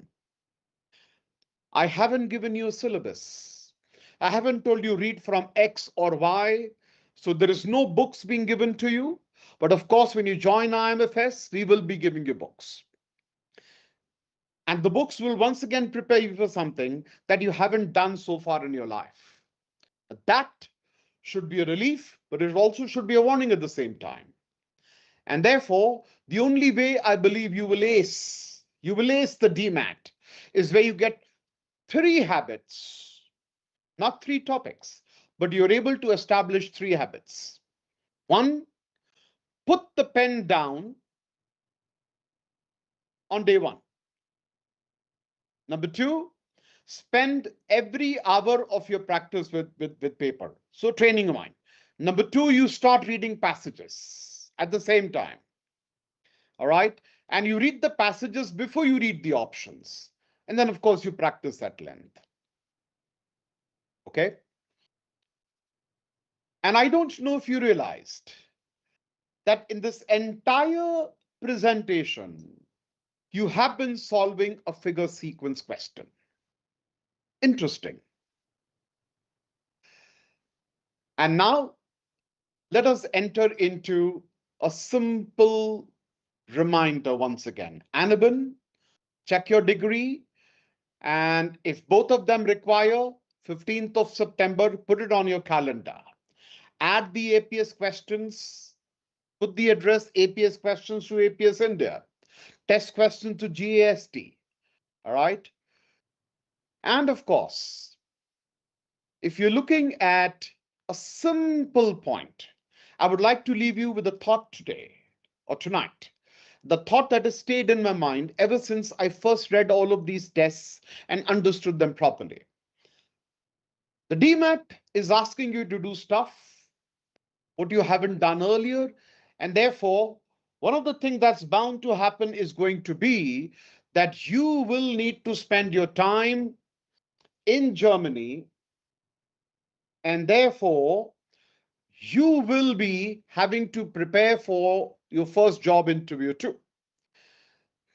But before we go anywhere, I do not believe that we can end a session without having given you the experience of undergoing the GAM test as well. So what will the GAM be all about?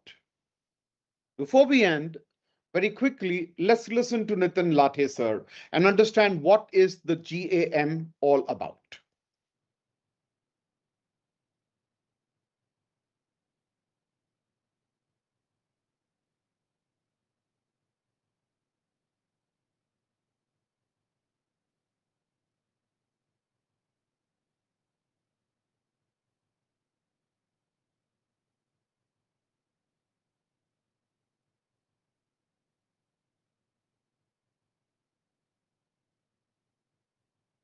Hi, hello once again.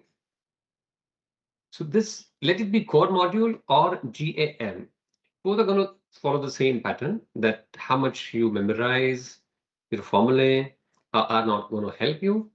So what you see on the screen is, on your left, you input text setting out a problem, single choice questions attached to it. Figures and tables and formulas are part of this text topic needs then.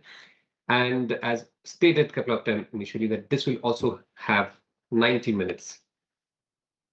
And what is being asked to you, see on the right side, not recall of syllabus, you studied 3 years or 4 years, not the theoretical questions.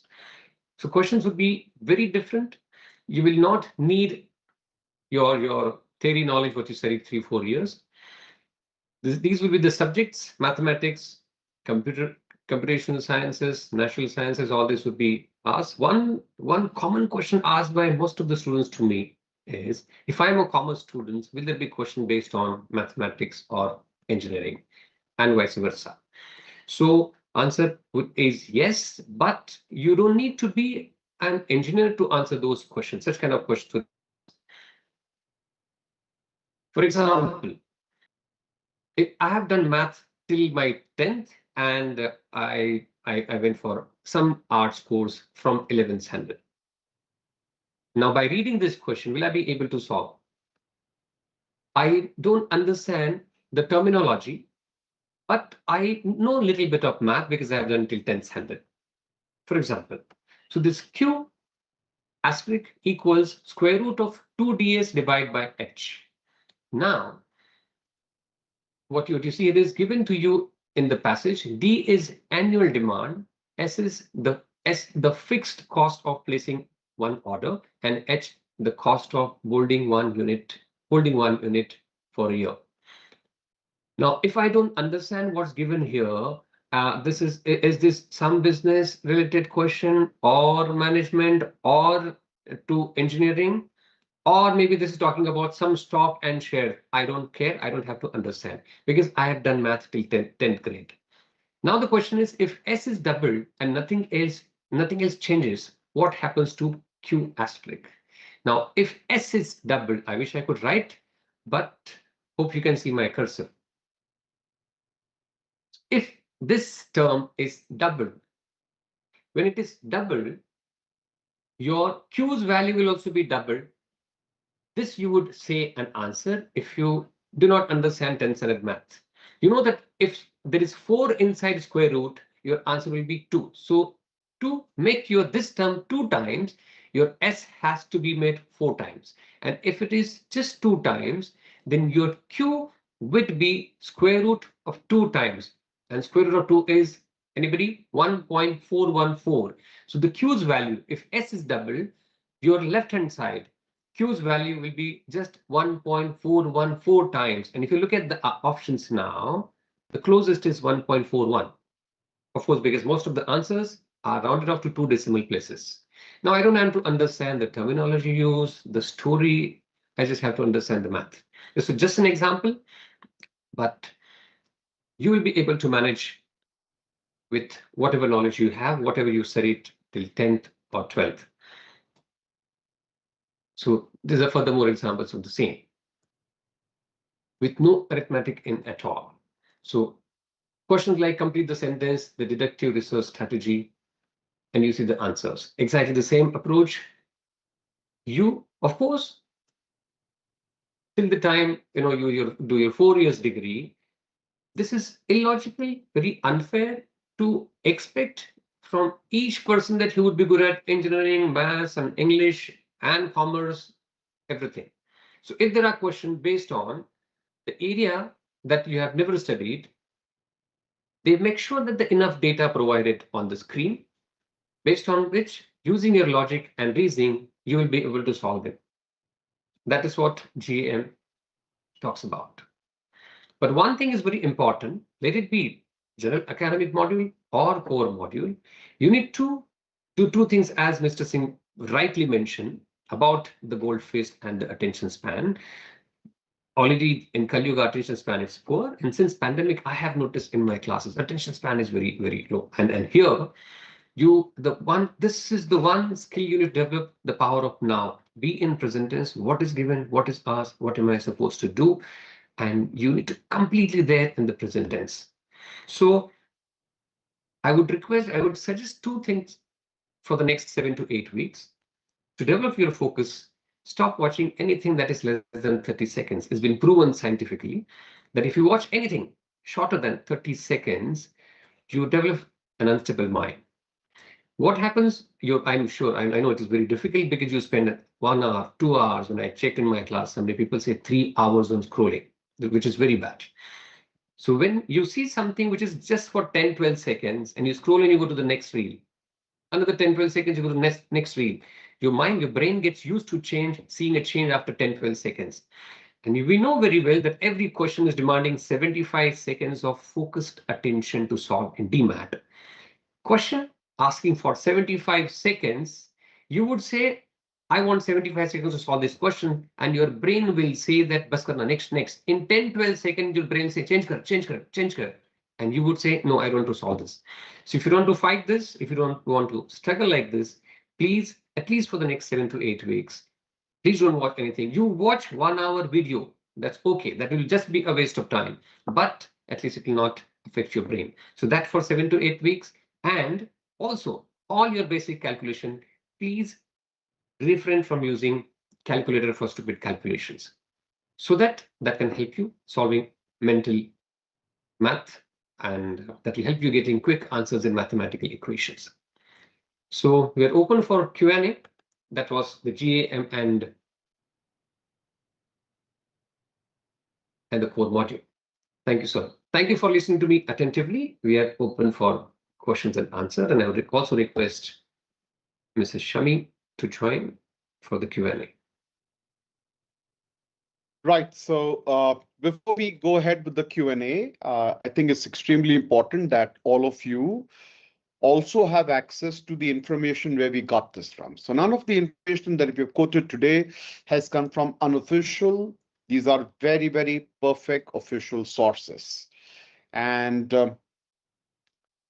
as somebody who has taught for the last 30 years, let me put this in a nutshell. What the dMAT is going to do is question you on those 4 core areas, and 8 varieties of passages will appear, testing various abilities of yours. What is being questioned here is, can you read the information? Can you interpret the information in the apt way? And can you then answer questions that are based on that information? That is what they're trying to check. So this is what we are going to do. Train you. Our training batch starts, the very first one, on the 3rd of August. So that is in a couple of days. That's actually today. And the agenda of this batch starting today is to give you an idea of how we are going to prepare you for the dMAT. Now, GAM, we will give you enough training to help you understand what it is that you will require to be able to crack the exam. How do you read? How do you read data and how do you interpret the data? What are the skills you will require? How do you go fast? And how is it that you should be able to complete all of the tasks given to you in that prescribed time limit? That is exactly what we're going to be teaching you. And in that process of teaching, we will be helped with our training for the various allied entrance exams for the last so many years. That is going to be the key differentiator. And we're very, very glad and very, very proud and privileged to state that we began the GRE prep in India. We are also one of the people who began the dMAT prep in India too. As simple as that. And before we wind and give space to you and time to you to ask questions, let me tell you that the Katha Upanishad had said very, very long back, and Sant Vivekanand, he gave it that idea to us in the form of something that everyone has learned as a child, which is arise, awake, and stop not until your goal is reached. So what you're seeing is Kant, who gave the German Enlightenment its motto, which was dare to know, and Swami Vivekananda telling us arise and awake and not to stop till we get what we reach, the goal that we reach. I'm looking at two varied traditions, two varied ideologies that are 2,000 years apart. And both of them are saying exactly the same thing to your children in this period. And the idea, the story is, you've got 8 weeks ahead of you, starting today. And in these 8 weeks, we're going to prepare you for that one test and unlock that one door that has got 2 locks. You walked in today holding neither key. And today, at the end of this hour and a half, I hope you're walking out with both the keys in your hand. I will now request all of you to ask your questions, and we have a panel ready to answer all of your questions. And before we wind up, once again, remember, ECTS credits, we are equipped to help you get those. Preparation for the dMAT, we are here to help you with that. Preparation to learn the German language, we help to prepare for that as well. So IMFS, your one-stop solution to your dream to study in the top-ranked universities in Germany. With that, let's open up this forum to a Q&A. My dear children, floor is yours. Hello. Yes, please go ahead. Good evening, sir.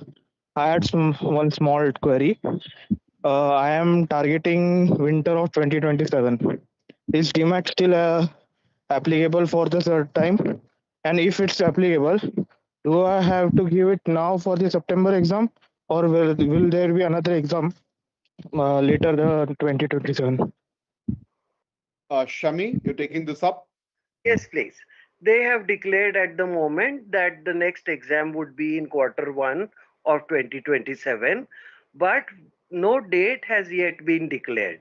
It could be January, February, or March. Looking at the pattern with which the DE actually spaces exams, it is likely that it would be in March, but we have to wait and watch.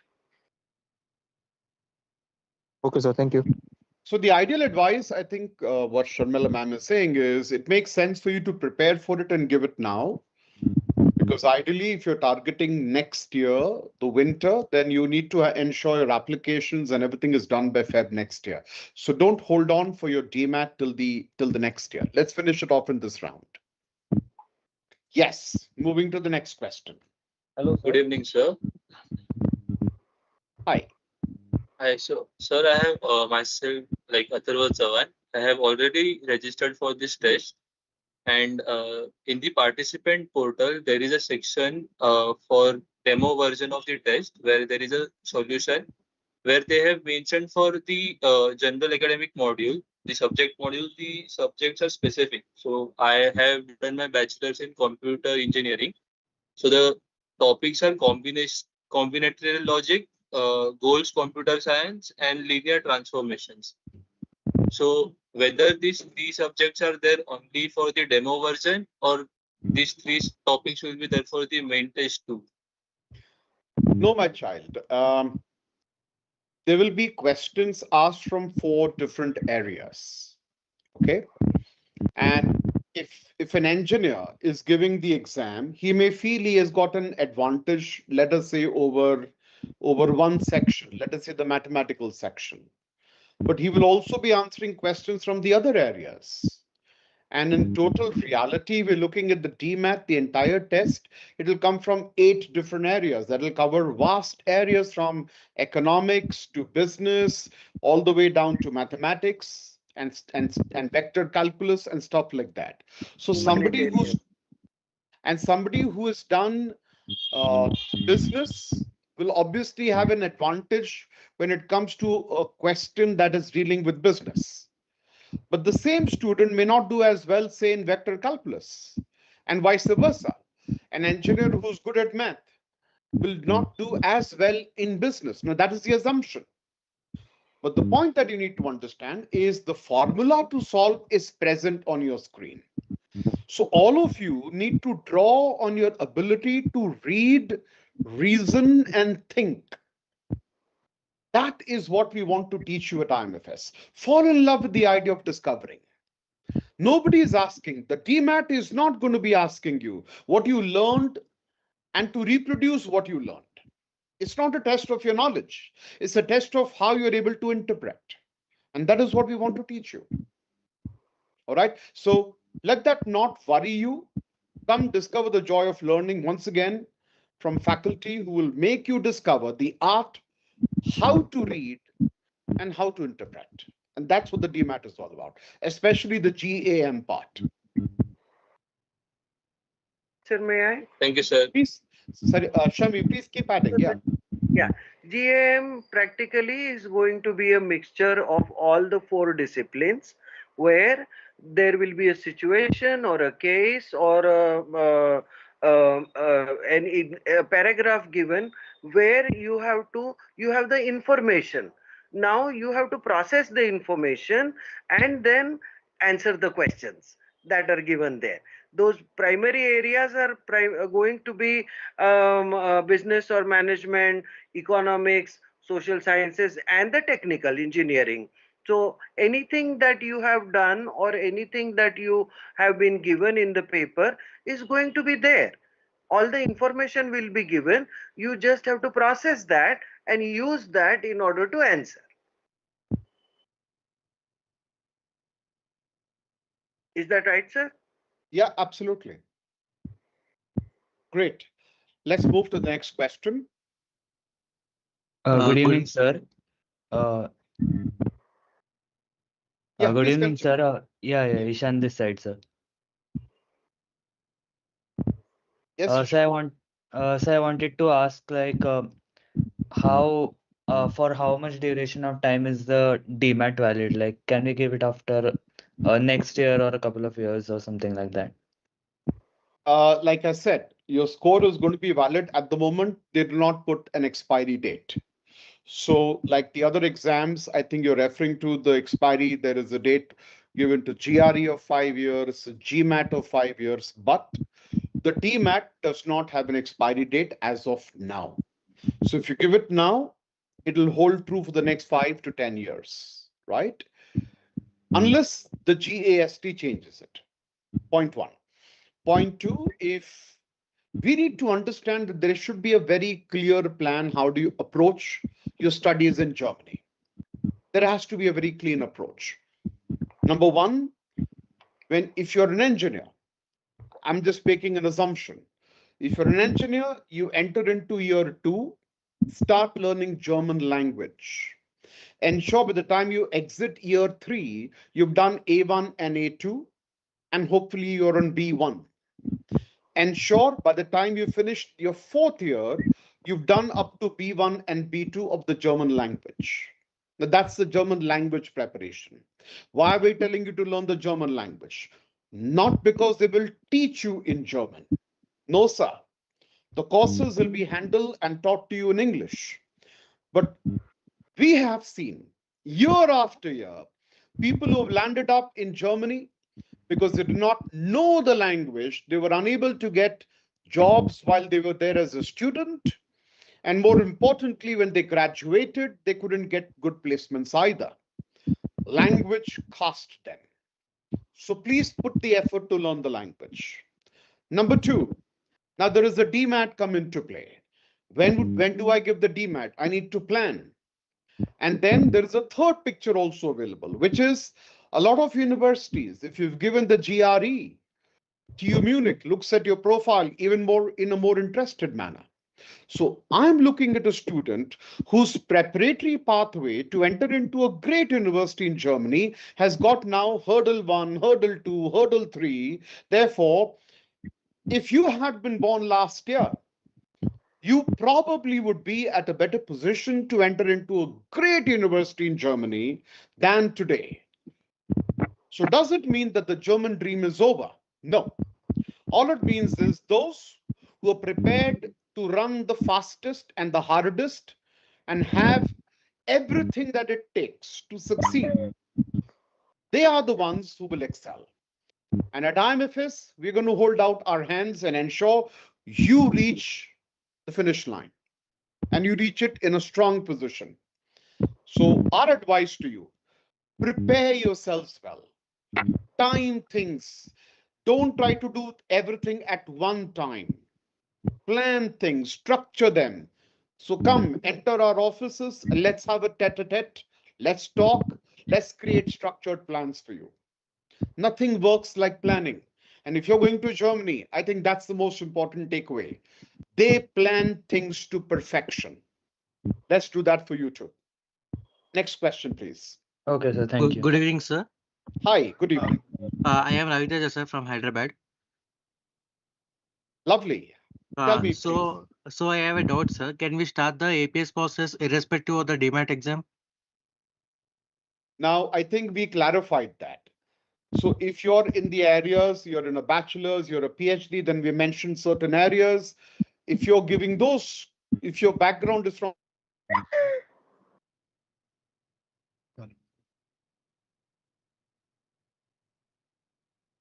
Hello, Shami ma'am, you there? Yes, sir, I am. I think we lost KP sir. So if you want to take that answer, please. Yes, please. So Hello? yeah. Shami ma'am, please go for it. Yeah, Ishan, can you please repeat the question? So ma'am, I have a doubt that can we start the APS process irrespective of the dMAT exam? Yes, you can actually, but dMAT is the one that is going to be the most important hero of the show. So you will have to again like send them your dMAT thing also. In the meantime, as sir had explained, the APS will start their verification process of your academic documents anyways. Okay, but you will not get the APS certificate until your dMAT score is sent.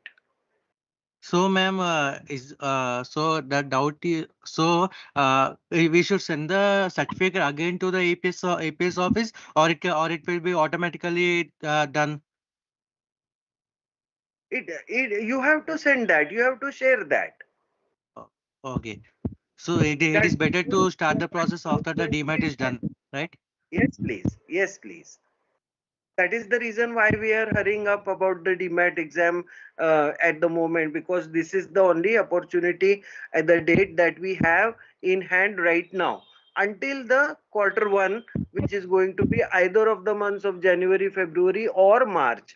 We don't know yet because the date has not yet been declared. Okay, ma'am. Thank you, ma'am. So we'll go by a Hi, sequence. ma'am. So next is Amisha, please. Yeah. Good evening, ma'am. I wanted Hi, to ask that, yeah, as Ravi told that we can apply again, so I wanted to ask, do we need to pay fees again, or could we just mail it? like sir explained, dmat is not something that gives you a pass or fail. It works on a percentile. So unless we hear from them, there is not much of a clarity that right now we will be able to take on that. So if it is like the minimum that they are asking is 100 on 200, and there will be the percentile thing. No, I'm asking about APS. Likewise, first we will start proceeding with our APS documents, and when our DMAT scores are out, we need to courier our DMAT certificate. Correct. So, do we need to pay fees again at that time, or No, not no, needed? no. See, APS has a different fee. It has an 18,000 rupee fee, and DMAT has a different fee, which is 150 euros. That comes to about 16,350 or 400 INR. So you have to pay the DMAT fees right now for the DMAT exam. And after, when you are sending the documents to APS for the APS certificate, you have to pay the 18,000 rupees fee for APS. These are two different fees.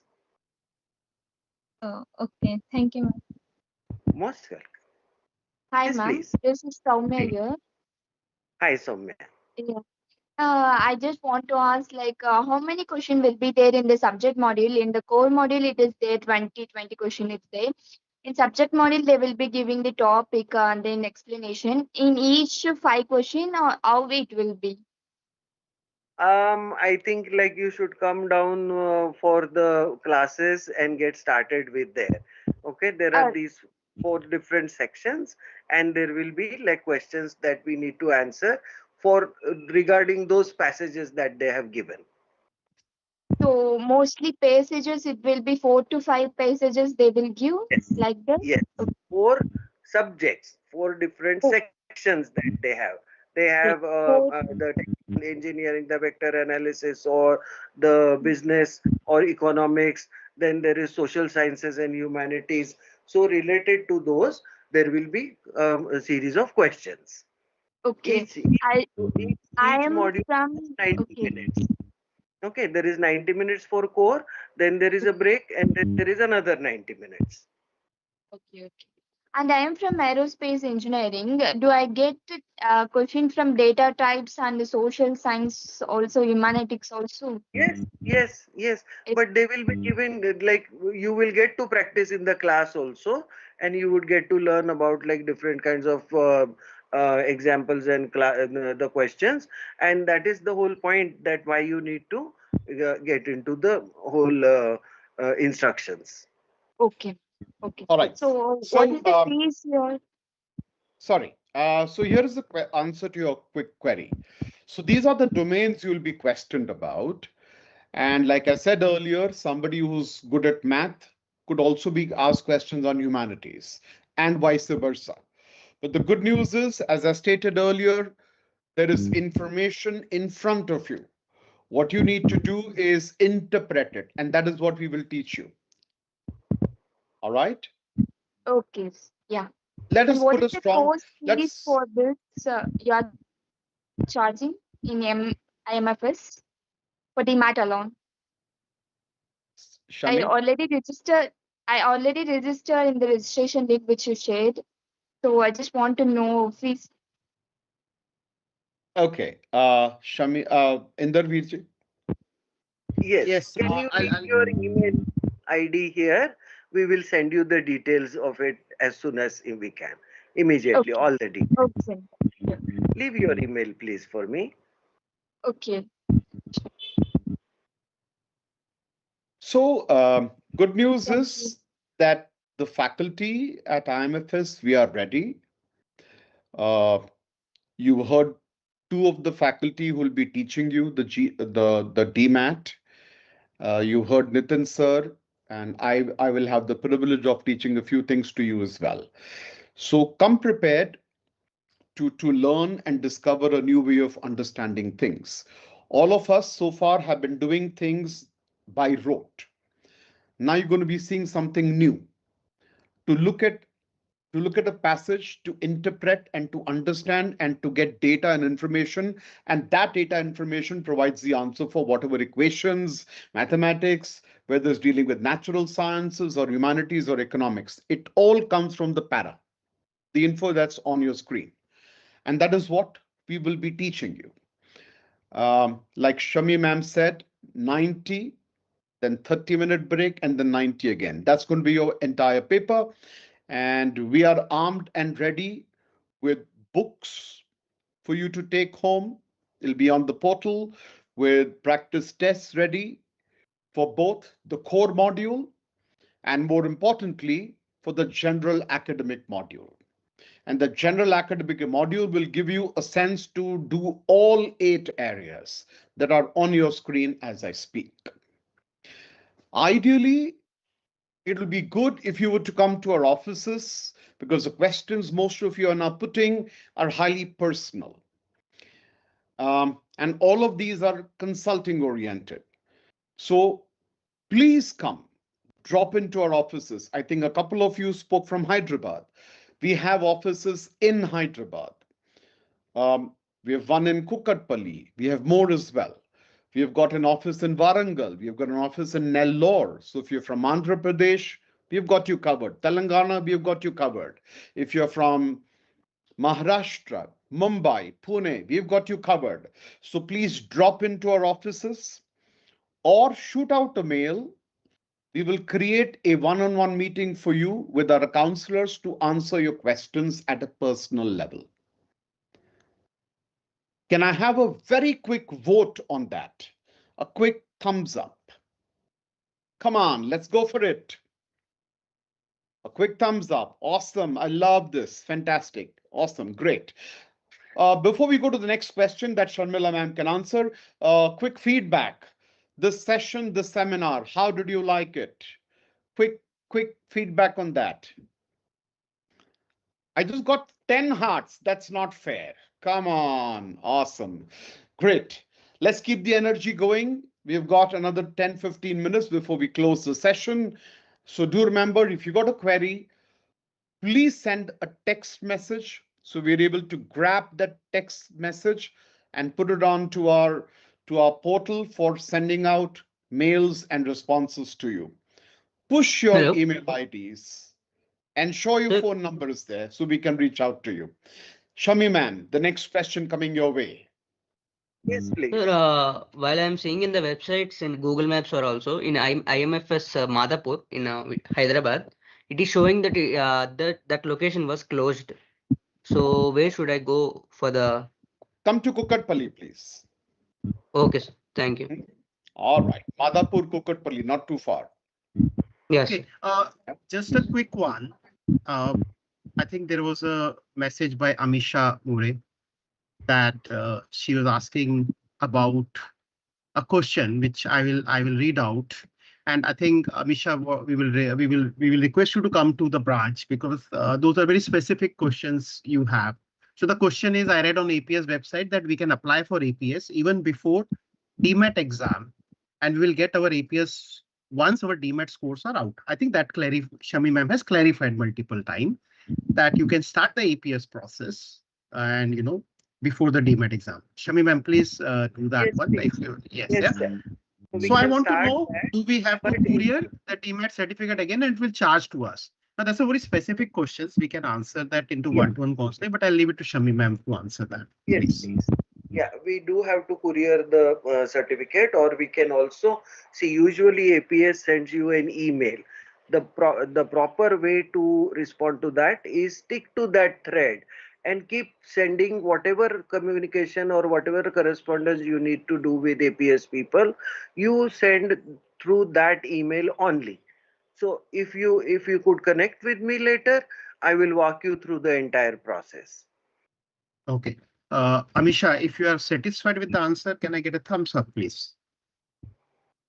There. Okay. Hello, sir. Yes. Good evening. I had a question that what would be the timings of this dMAT exam? Because on 26th, I would be having my convocation as well. So I need to communicate that with my university. So, Shami ma'am, Connect so you're with us asking, in the morning. yeah, it will, Leave your number and email. I will send you all the information. so the question is not about the classes. The question is about your exam day for dMAT. Is that the Yes. question? Okay. Yes, on 26th September. 25th September. Now, I think there are slots given to the students when they There book are it. several slots in the day. Correct. So you need to go to the center online. They have a registration where you have to give you have to get the slot of the nearest city you are there, center you are there, and see what slot you are getting.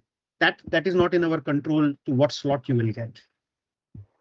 Okay. So when you are also booking, you will see that many slots are filled out. Like many centers are filled out. They do not have any available slots. So whichever is the nearest center to you, you can choose that. There is no restriction that you have to choose either Mumbai or Pune or Hyderabad only. Okay, thank you so much. Also, ma'am, I also had one more question that as I'm a diploma student, I did direct second year degree. So it is considered as 3 years degree in some places. So is it still, and I'm a computer engineering student, BTech. So is Yeah, it still applicable for me? Like this exam it is. that is not a 3 years degree. You still have like a because you went into a lateral entry, right? Yes. Yeah. So you already have a 13 plus the engineering. Yes. So I Yeah, had that this is question because my for the degree certificate they are they asked me to do to give the certificate for the final semester as well, like the 8th semester as well. So that's why I had this question. yes. APS is insisting that you give all the certificates that all the required one. However, if your university is allowing you that okay you can give your final 8th semester certificate before an XYZ date, then it is okay. But if they have said that you cannot go forward without submitting your 8th semester or your degree certificate, then there is going to be a time that you have to wait until you get your 8th semester and your degree certificate or a provisional degree certificate at least. I already have my 8th semester mark sheet with me. That's okay. Yeah. So, Shami ma'am, Yes, sir. my request, I think, Bacha, what happens is there are Yeah, a lot of this is students very, asking. very This individual. becomes one-to-one counseling. Is it Yeah. okay? Yeah, you can share your email ID and the questions, and then what we will do is we'll set up a counseling session for you, Bacha. Yes, definitely, sir. Thank you so much. That I appreciate that one. Thank Okay. you so much, sir. Thank you so much. Yeah. So Ishan, just one. I'll just read it. Ishan is from MMCOE, and Ishan, you can reach out to Shami ma'am. She will be there in your college. So you can reach out to Shami ma'am and she will help you with the dMAT classes. And you can register also, you can come to the branch. We will do that for you, Ishan. Okay. Absolutely. I met. Okay, sir. Thank you. Hello, sir. Yes. Hello, ma'am. Yes, please. Yeah. So I'm planning for masters in 2027. So winter one. So like when is the ideal time to give the dMAT exam? So do I need to give that now or do I need to wait for the March one? No, I think you should give that right now because Okay. we do not know when the next date will be declared. If they declare it in March and then after that we wait for the APS, we are likely to lose some deadlines of like some good universities, especially the public universities. But however, Please do get in touch with me later on or tomorrow. Then we can Okay. like discuss all of this without an issue. Fortunately for Europe and for Germany, the Mhm. deadlines go all the way up to like 1st of June also. So it all Okay. depends on like which university and which program we are looking at and targeting, and when is Mhm. their deadline. है Okay. ना? Some of the deadlines are earlier also. Some universities do not even open until March. So Mhm. it all Okay. very relative. Okay. So I'm already an IMFS student, so I have I have opted for TOEFL and GRE. So I will get in touch with you regarding the Sure. DMAT one. Okay, Yeah. Sakshi. So Yeah. yeah, Bye. can I from where I need to get in touch with you? Like, have you shared your email or something like that? Yeah. Which branch are you registered with? Thane branch. Okay, they will connect you with me. No worries. Oh, okay. Yeah. Yeah. Thank you. Hello, ma'am. Welcome. Yes, Hello. beta. Yes, please. Hello. Good evening, ma'am. Good evening. So as mentioned earlier, the exam is of 200 scores, and out of which 100 is the median and the percentile, of course. But what if we score below 100? So still, am I eligible for the APS registration, or should I then apply for the new uh, dMAT exam? Yeah, that is a very long discussions. I think that let us get let me also put in my email ID. You can let's connect tomorrow on this. Okay. Okay, sure. Thank you. Hello, ma'am. Hello, ma'am. Yes, please. Yeah, good evening, Uh, ma'am. I'm from Hyderabad. So I have just one query regarding the training which you are providing the classes, right? So is there any like specifically material provided Yes. regardless of the Yes. classes? I mean like Yes. separately. Yes. Yes. You get. Let me answer that, Sharmila. Yes, sir. So, no, we do not give out test material if you're not part of the classroom. So, we don't have a policy. We don't have that policy for all the tests that we teach. You want to be with us, you're with us full time. So, I think it's important for you not just to look at the test material. Of course, we do have all of it on the portal, but probably it's more important for you at this stage because what you see on the screen right now, you're doing stuff that you haven't done earlier. So it's important that a faculty run you through and help you and guide you what to do, how to do. That's very, very important. And I think one of the most important things that we students forget is all of what you have to do in the dMAT and all the other tests is under timed pressure. So to do these things in 75 seconds or thereabouts, every question after question, it's going to be also about your endurance. So you'll have to adopt tricks and techniques and understand how to achieve the goal. That is what the class will teach you. The material is now going to transfer that to you. Material is there for you just to practice. And yes, we have tons of that. All right, moving to the next question, please. Yes, sir. Hello, sir. Hi. Hi. Actually, I wanted to ask that the dMAT test, which is going to be on 26th of September, which is the only date or it is the first date to give the exam? So, like Sharmil ma'am has stated earlier, as of now, that is the only date that has been published. There is talk about them having another date in the first quarter of next year. Now, the first Okay. quarter could be the first 3 months of the next year. And that is why Sharmila ma'am and I are both saying the same thing to you. Let us not wait for the next test because that could prove to be a little late, Yeah. especially And for all the high rank universities. So let's go for this current date that is available. okay. And what are the like general time slots, like from morning 10 to what So PM? Like, usually these computer-based exams are conducted in the morning. And as stated earlier by both Inder sir and by Sharmila ma'am, you will be given a time slot, of course, and based on the Indian IST timing, and mostly it will be in the morning. Okay, thank you, sir. Okay. Right. And Hello. conversely, before you say bye to me, conversely, we will be teaching you in the evenings. None of you asked that. All our classes will be in the evening, 7 to 9 p.m. online.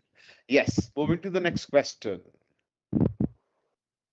Sir, for the dMAT, there will be some specific score, right? So for the is there anything like some according to the ranks you will get the opportunity for the universities kind? There are 200 points, and the midway is 100. So our agenda will be to go beyond that midway. That's going to be the key. And do remember, I said this in my presentation earlier, that Yes, sir. dMAT is not the only reason you'll be accepted or rejected. It'll become one of the factors. Okay. Hmm? Okay, sir. Next question, please.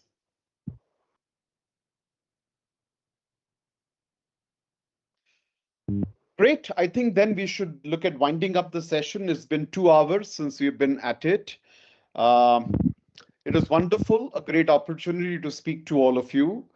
And to every student who's trying to seek perfection in their lifetime, I believe the only way to achieve that is going to be sheer hard work. And that is what you will discover when you come to IMFS. The faculty, we are prepared to go the extra mile for you. So reach out your hand and you'll find us reaching out 2 hands to grab you and ensure you go over the rail at the right place at the right time and reach your goals. Thank you for joining us today. Reach out to us and let us make your reaching the dream university in Germany a very highly achievable goal. Let's crack dMAT together, you and us.